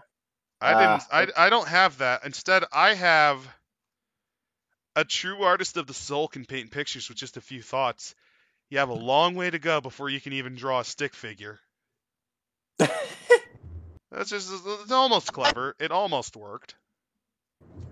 A for effort, F for everything else. I would say A for effort, C plus for execution, F for the fucking rest of this book. A stands for ass, right? A stands for AIDS. The R is for re. That's how I feel when I see this. I will say I kind of do like how he shows the action bar. That's something at least. I do think slices are pointless just because of how rare they are. I like how there's a random picture of what a Flamberg is on page 274 for no fucking reason. Like, this is what a sword looks like for those of you who don't actually... Oh my god, and it's drawn poorly, too. Look at the hilt differences. Oh my god. Jesus Christ, Saruman the White with his Uruk-hai army had higher quality standards than this. And they fucking stamped together swords out of pig iron. Biggie, stop. I'm gonna have to mute you. So anyway, while Biggie commits vehicular manslaughter, we'll finish this off. Alright, damage, blah blah blah. This is all bullshit. Let's go get ranged combat. Okay, so range combat, damage, speed, block. Where's range? Oh yeah, repair, aim.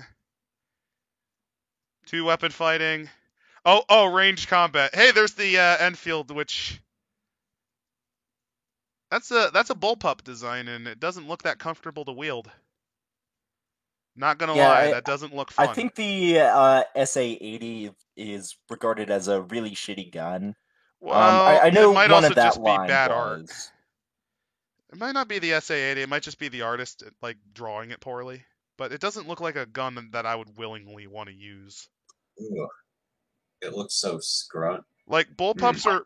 I think bullpups could actually be kind of useful. Maybe if you're like left-handed, so your brain thinks the opposite way that usually people do. Also, the whole point of bullpups and like carbines is that you're specifically using it on extremely tight corners. Like if you're gonna know you're gonna be doing building raids, bullpups. Yeah, there's some value there. Oh yeah, this was the. Oh yeah, the SA-80s were had a bunch of design flaws in them. Oh, so it's kind of like the original Sten gun. Yeah. Sorry, Britain, but this gun's a bit of a clunker. Should have been an M16. Like, even the A1 version of the M16 would have been a better pick than the Enfield here. Well, the M16 initially, it was before they worked out the flaws, I think it had a lot of jamming and even, I think, overheating problems. The overheating was only a moderate issue. The big issue was it had a very low tolerance for dirt. It was actually a perfectly good weapon in pretty clean environments, but in the wet, dirty jungles of Vietnam or the sandstorming-ridden shitholes in, like, say, Ethiopia, Arabia, Iran, areas that you have to deal with sandstorms or just a lot of grit, it just jams up because the parts are too fine to deal with that shit. And it didn't help that it was originally issued with lacking the necessary cleaning kits. Yeah, a lot of them, because they didn't really think it needed it. They weren't aware of that flaw until, well, field reports started coming in. Also, a lot of the servicemen were not happy that you kind of only had the 3-round burst or the full auto. Yeah. Which, you know, like 3-round bursts are nice, but sometimes you want it on semi-auto so you can pinpoint shoot. Yeah, really only semi-auto 3-round burst is usually automatic, fully automatic, usually only good for suppressive fire, honestly. Yeah, like 3-round burst is all you really need for automatic. Because it gives you enough mixture of suppression but still accuracy to kind of keep your shots aligned. Alright, and let's go to 284. All this is pretty much crap. It's the combat is pretty shitty. It's all fucking trash. Yeah, D20, but you're using a bunch of weird modifiers for different actions. Like, this is your modifier that you use while parrying. This is your modifier to use while combat rolling. This is your modifier for blocking. By the way, I like how... I block a bullet with my hand. I don't know if that's possible. No, they did prevent blocking being an action in range, and I do remember that 150 pages back.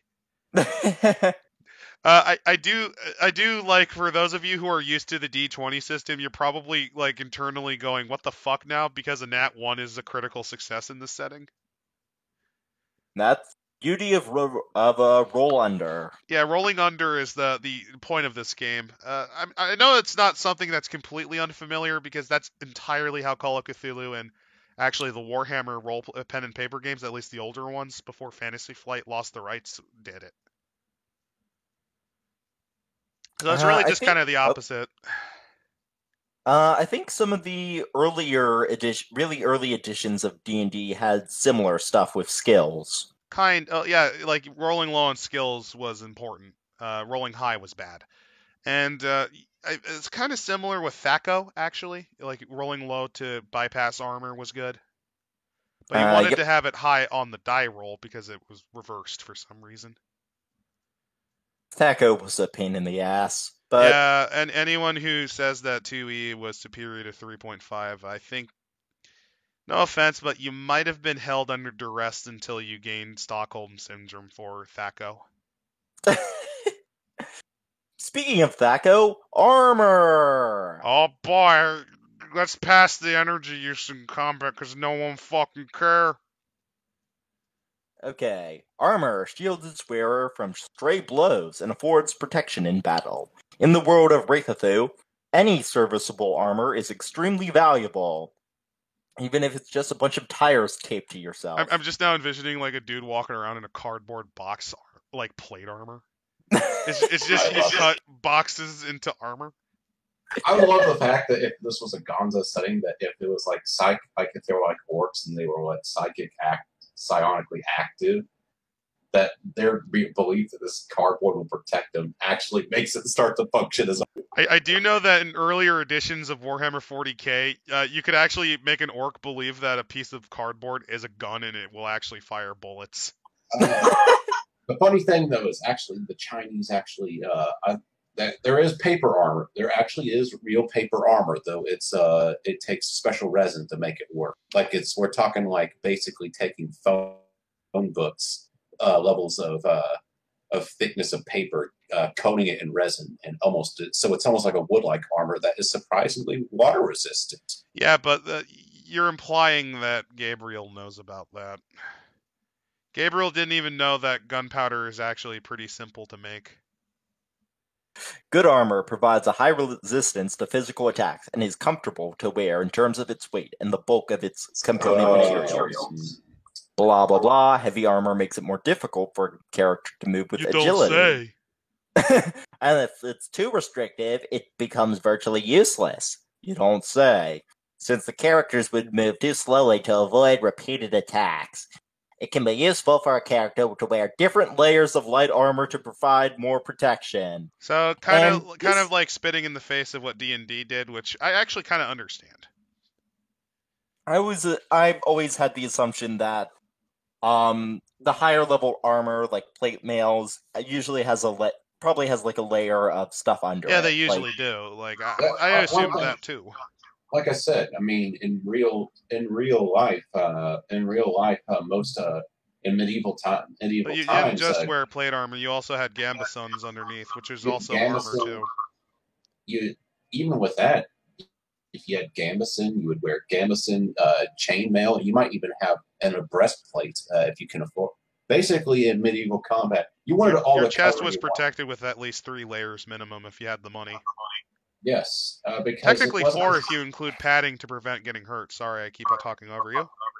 Yes, because and it's important because it wasn't necessarily the wounds that it wasn't the getting stabbed itself that you were worried about. It was getting infected from the stab you had to worry. So I mean, this is the time period where people like Dr. Thomas Lister existed, who is one of the few doctors that had a 300% mortality rate on a surgery. If you're wondering how it worked, here's how it happened. With surgery, the goal was speed because the longer the surgery went, the more in agony the patient was. Chopped off multiple fingers of the patient hands, causing him to fucking exsanguinate. Accidentally lodges the knife into his fucking assistant, which causes him to exsanguinate because it cut an artery. And the other observer has a heart attack on the spot out of sheer fright and dies. This is the man who Jesus. invented Listerine, by the way.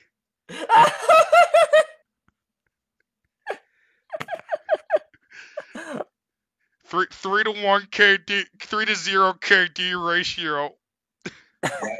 What do Amazing. what do COD kiddies have on him? With a scalpel, by the way. Just a scalpel. Okay, and so the way Wraith of Thu handles armor is like pretty much everything in this system, ass backward, cribbed from other systems, and generally a Redundant? mess. Yeah. Because why would you need an armor value and penetration value? Well, you see. Oh, you know why you need a penetration. I know, like, Wraith of Thu need it, but, like, mechanically so.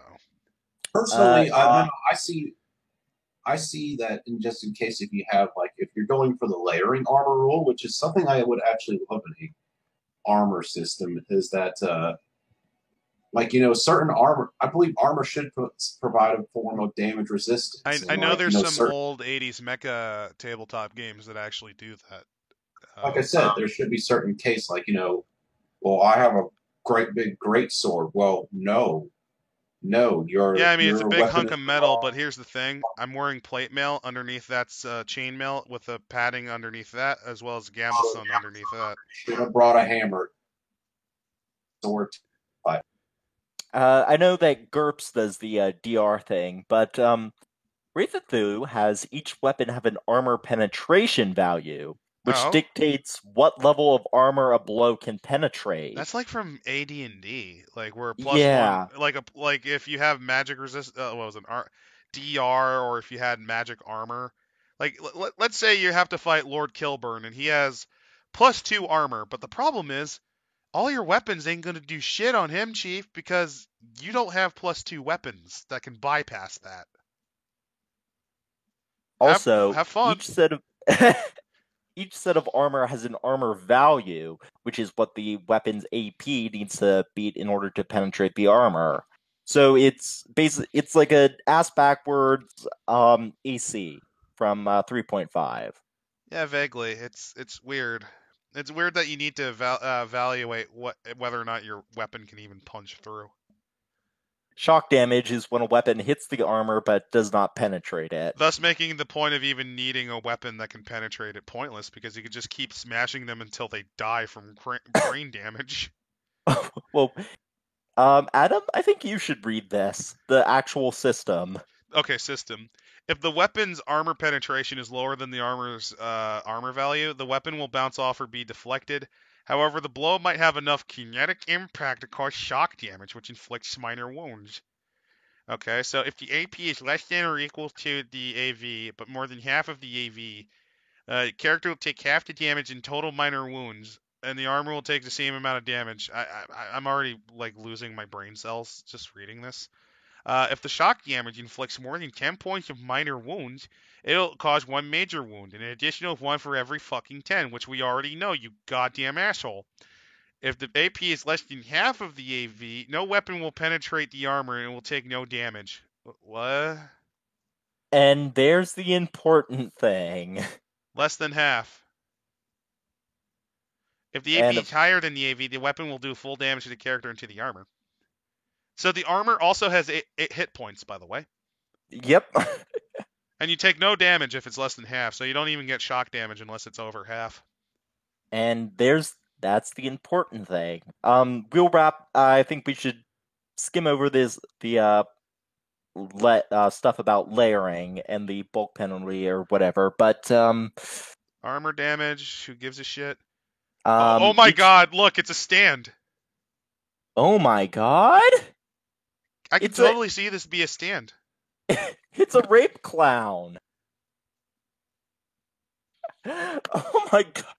I'm just now envisioning like this depressed weirdo who's like basically Joaquin Phoenix, and this is his Joker like stand, and its move is called Just Smile. I don't know. He kind of seems like a John Wayne Gacy-esque Pogo character, like Gimpy the Clown. I'm not gonna lie, I actually really like the design. There's something to it. It's just so like I can fucking totally goofy. see this in a sci-fi anime, like a like a grungy sci-fi anime, where like this fucker is stalking the protagonist. He looks like he could be like a bit Fist of the North Star villain. Oh yeah, I could see him in Fist of the North Star, but I still think he also would work as a JoJo stand. He has the look for it. He has the design for it too, including the leather crotch that goes with his leather pants. And the cheese wheel shoulders. Oh, and the big pizza slice head. Yeah, pizza slice hair. Do you also like how his knife has like a little edge on them too? like, do you like how it is both not serrated, has a hook, and then the bottom is serrated for no fucking reason? Oh my god. Gabriel Strange like traced that from an image from like a mall katana store or something. Almost certainly. Oh, that's amazing. But back to the fun with armor. So skip to 386 for the big list of armor that's stuck at the back of the book. 383, huh? 86. So over 100 pages down. Okay, here we go. Let's go. Here we go. Armor is one of the most important pieces of equipment your character can have. But it's also one of the most difficult to find in a good serviceable condition. Many shrew people will refrain from deadly combat bullshit and choose to disable their opponent to facilitate a quick escape. Armor can help in those situations. The following table gives example of basic armor, a standard outfit that covers the most vital parts of the body. However, it does not provide total cover. Total cover armor would have double the hit points, bulk penalty, and weight. What? So I think it's like literally just shoving a bunch of Kevlar vest all over yourself. You're just walking around in a pile of Kevlar. Okay, so here's one heavy woven cloth has an AV of 2. What is even? Oh, bulk point of 4. Weight of 3.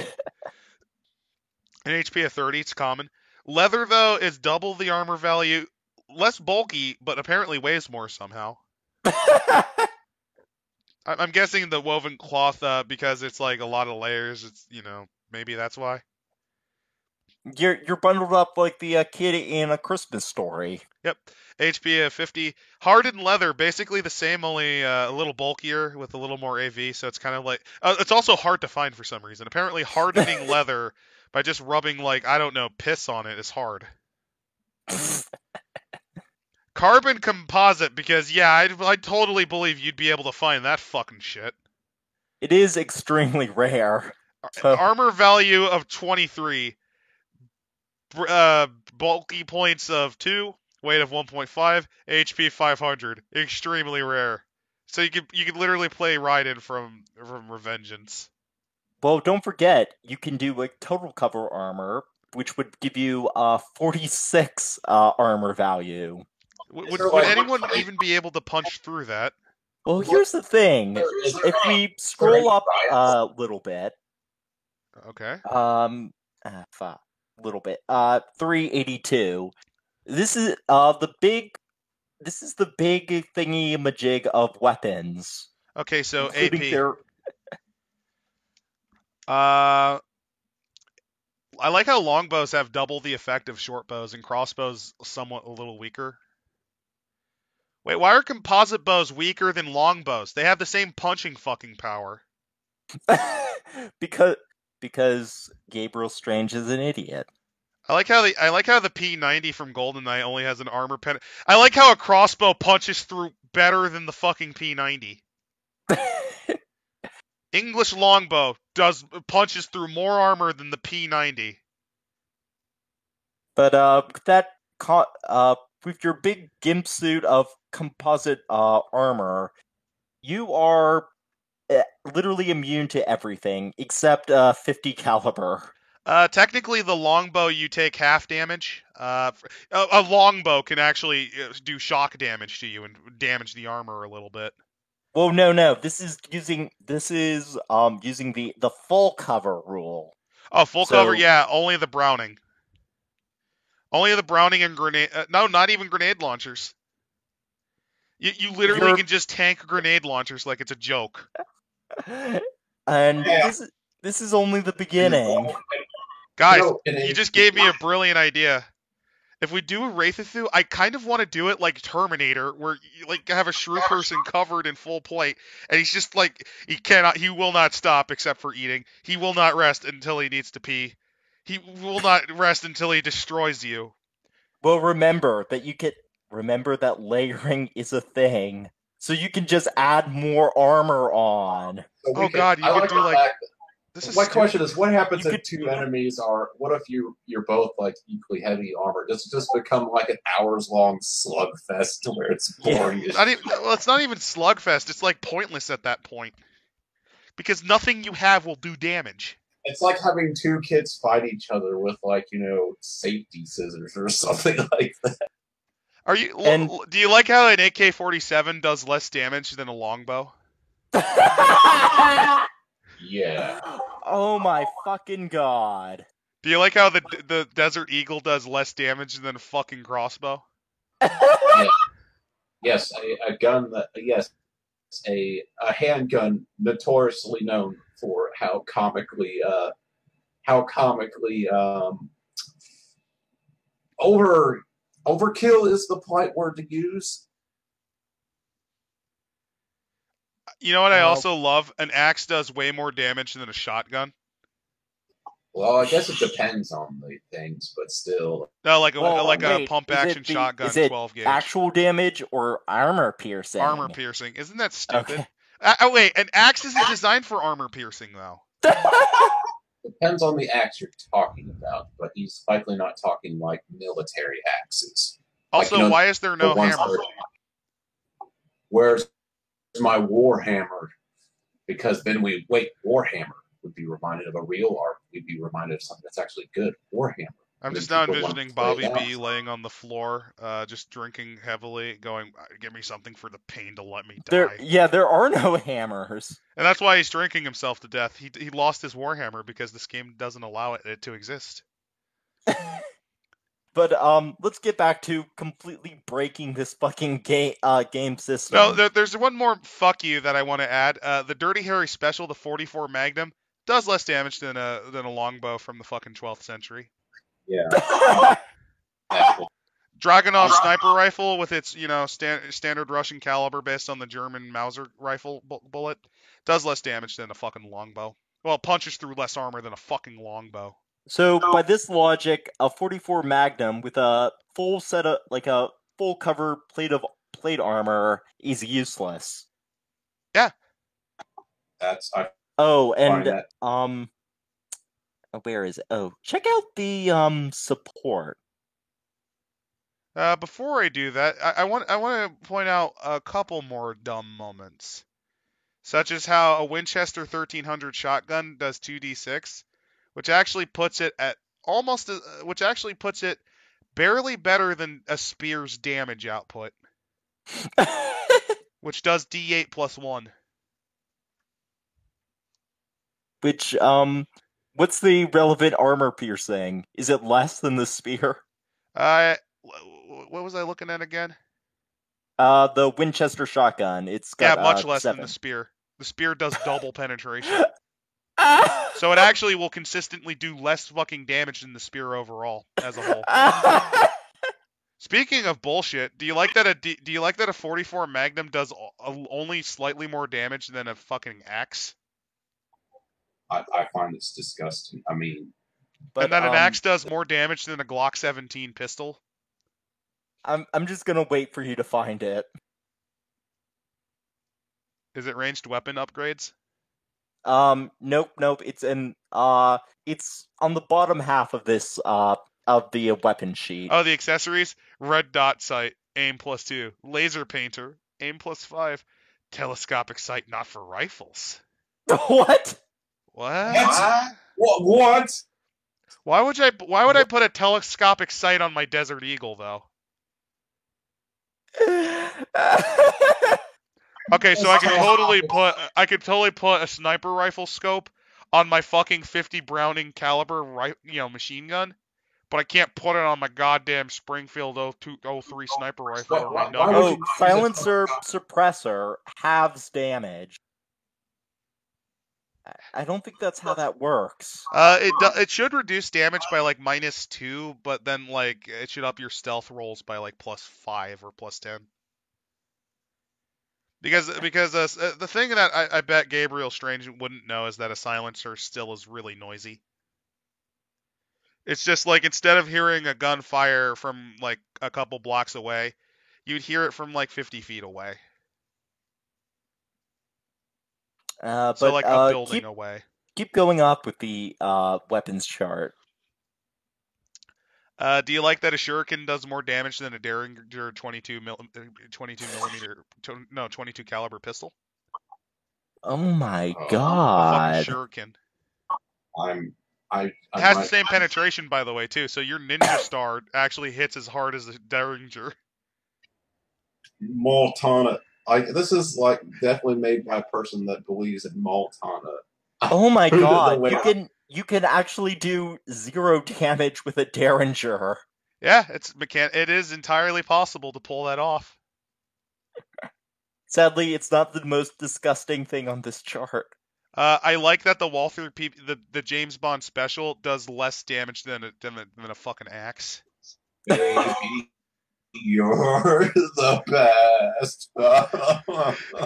Just imagine James Bond getting taken out by some asshole with a fucking wood chopping axe.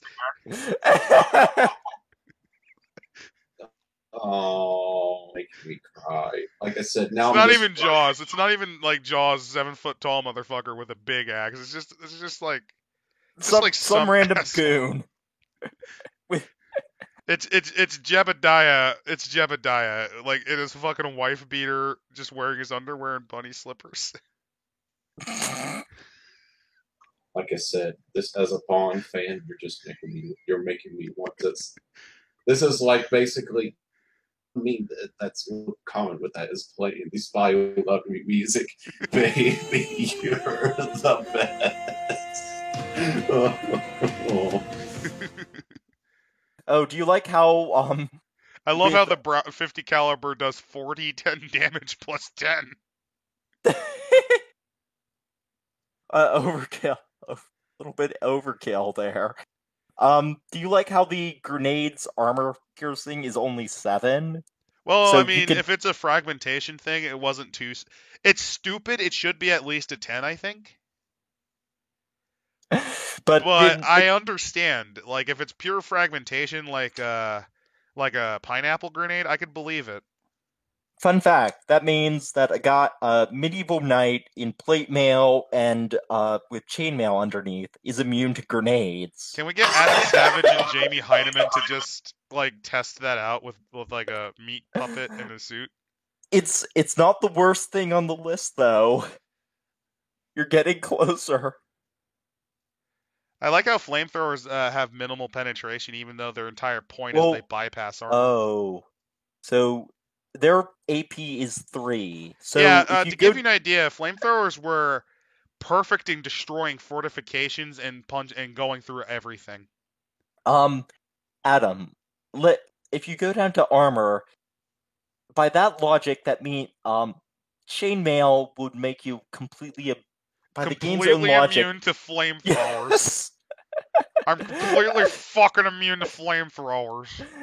And worse, really thick suit of leather armor will make you immune to flamethrower. Eat your fucking heart out, fear. Eat your fucking heart out. And yet the armor system is so abusable because look at upgrading. Oh yeah, upgrade. So let's look at that. Oh yeah, you can make armor out of stone blocks too, by the way. Oh yeah, it's actually so a 10% upgrade, blah blah blah. So each stat can be upgraded by 100%. So you could double the armor value before of doubling it by a layer. and then double it again. And that's not. So you know what that means? Here's what you can do. Let me go to the cloth armor. That means you can improve it to double its effectiveness, and then just wear 2 layers of it, and now you're completely immune to fire. You're completely immune to flamethrowers. You're completely immune to the Derringer gun. And the dagger does half damage against you, and shurikens can't touch you. And then add a layer of chainmail over that. You can become a physical fucking god in this. Oh no! Here's something more depressing. You literally walk around in gimp leather, like normal leather, like hardened leather. Double its value. You don't even need to double it. You get an AV of 10. You know what that now means? You can just happily giggle and ignore flamethrowers. You can giggle and ignore Derringer bullets. And if you actually double layer it, you can then do horrible bullshit like ignore Uzis firing into your face. It gets worse because go down to 387. Like I'm just using the shitty armor to demonstrate this. So 387. Oh yeah, you could just wear stone blocks or aluminum cans. or you can find titanium. Or just titanium for no reason. Oh, stainless steel. Soft metals like gold. You can wear gold.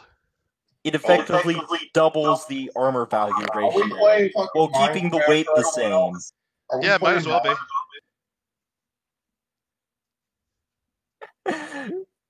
So that would be making a set of full plate out of stainless steel gives you a base armor value of 20, and then double that. By the way, do you like that he invented his own armor called Aramid, which is just a nylon cloth thing? Which I bet you looks like the Black Widow's suit where it's like all spandexy. Oh. It's either that or it's basically him ripping off the paper armor, but with cloth. Oh, there's a note down here. A note on Aramid. When a bullet hits a woven ballistic fiber, thousands of individual fibers engage the projectile to catch the bullet and disperse its energy throughout the area. That's silk armor. No, that's silk armor. If you're familiar with that, that's another. Yep. With our Aramid composite, Aramid fibers are aligned next to each other. Composite armor operates differently, Gabriel. Like strapping tape, cross-piled at right angles and held in place by flexible rosin, then sealed between 2 thin sheets of polyethylene film. This provides the best energy absorption and most efficient bullet deformation, especially against full metal jacketed around. But it No, he completely misunderstands how composite armor works. The entire purpose is that different materials have different resistance rates, which slows the bullet down. But look, by the rules, it still has the same armor value as regular steel. Yeah. It's actually worse. It's a little bulkier, but in comparison, and a little weaker in terms of HP than normal steel. But it is half its weight. No, it's 1/10 its weight, so it's actually a lot better than steel. Because you can just double up Aramid and you get better than steel for 1/5 the weight. Yeah, but weight doesn't matter. It's the BP. Oh yeah, it's just bulkier for no fucking reason. But meanwhile, you can just happily walk around in your aluminum can armor and it works just fine. So you just tape a bunch of rocks to yourself.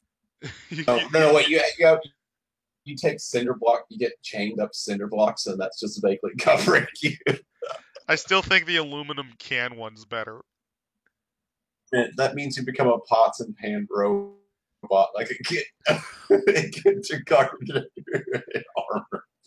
Oh my god! Now I do remember you telling me this, Randall, but I do remember that Gabriel got into long, spirited screaming matches over people criticizing the way he covered armor. Yes. In fact, I think we'll showcase those another time because Yeah, There's it's something. getting late. It's like almost 11. And I think we'll leave off with chainmail makes you immune to flamethrowers. Not just chainmail. You can just double up your. You just all you need to do is improve your gimp armor, your gimp leather, just even slightly. Like not even by much. You just gotta improve it by 50%, and you just casually walk through fire like it's nothing. Hey Adam, could you unmute Biggie? Yep. That's the other reason I've been wanting to do that since. Are you home? Are you? Have you not committed vehicular? Have you committed? Have you committed vehicular manslaughter? Well, the bad news is I crashed, unfortunately. There's apparently debris all over the place, and I think I ran over a raccoon. Are the wolves circling yet? The coyotes are. I don't know if we have wolves here. The coyotes should be okay as long as I don't fuck with them. They're not necessarily aggressive. Quick, use your shattered car's remains to make armor that's actually somehow effective, because for some fucking reason that's how armor works in this game. Alright, will do. Wait, I don't have adhesives. How am I gonna make this work? You gotta buy them from Todd Howard. That's why they're gonna be 5,000. Well, you have to first sign off for Fallout 76 first. Okay. And then avoid all the people that are going to kill you, because by doing that you've proven that you're a joke. Alright. And well, and then you get banned because you tried to help them. Okay. And then you leave this shitty reality you call life, and you get to do something fun like paying taxes. Can I just play the Outer Worlds instead? I'd rather be bored than be in pain.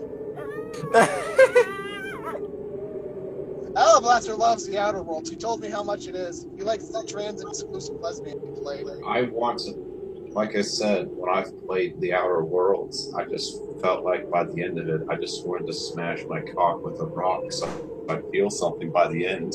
It may be maximum pain, but it's...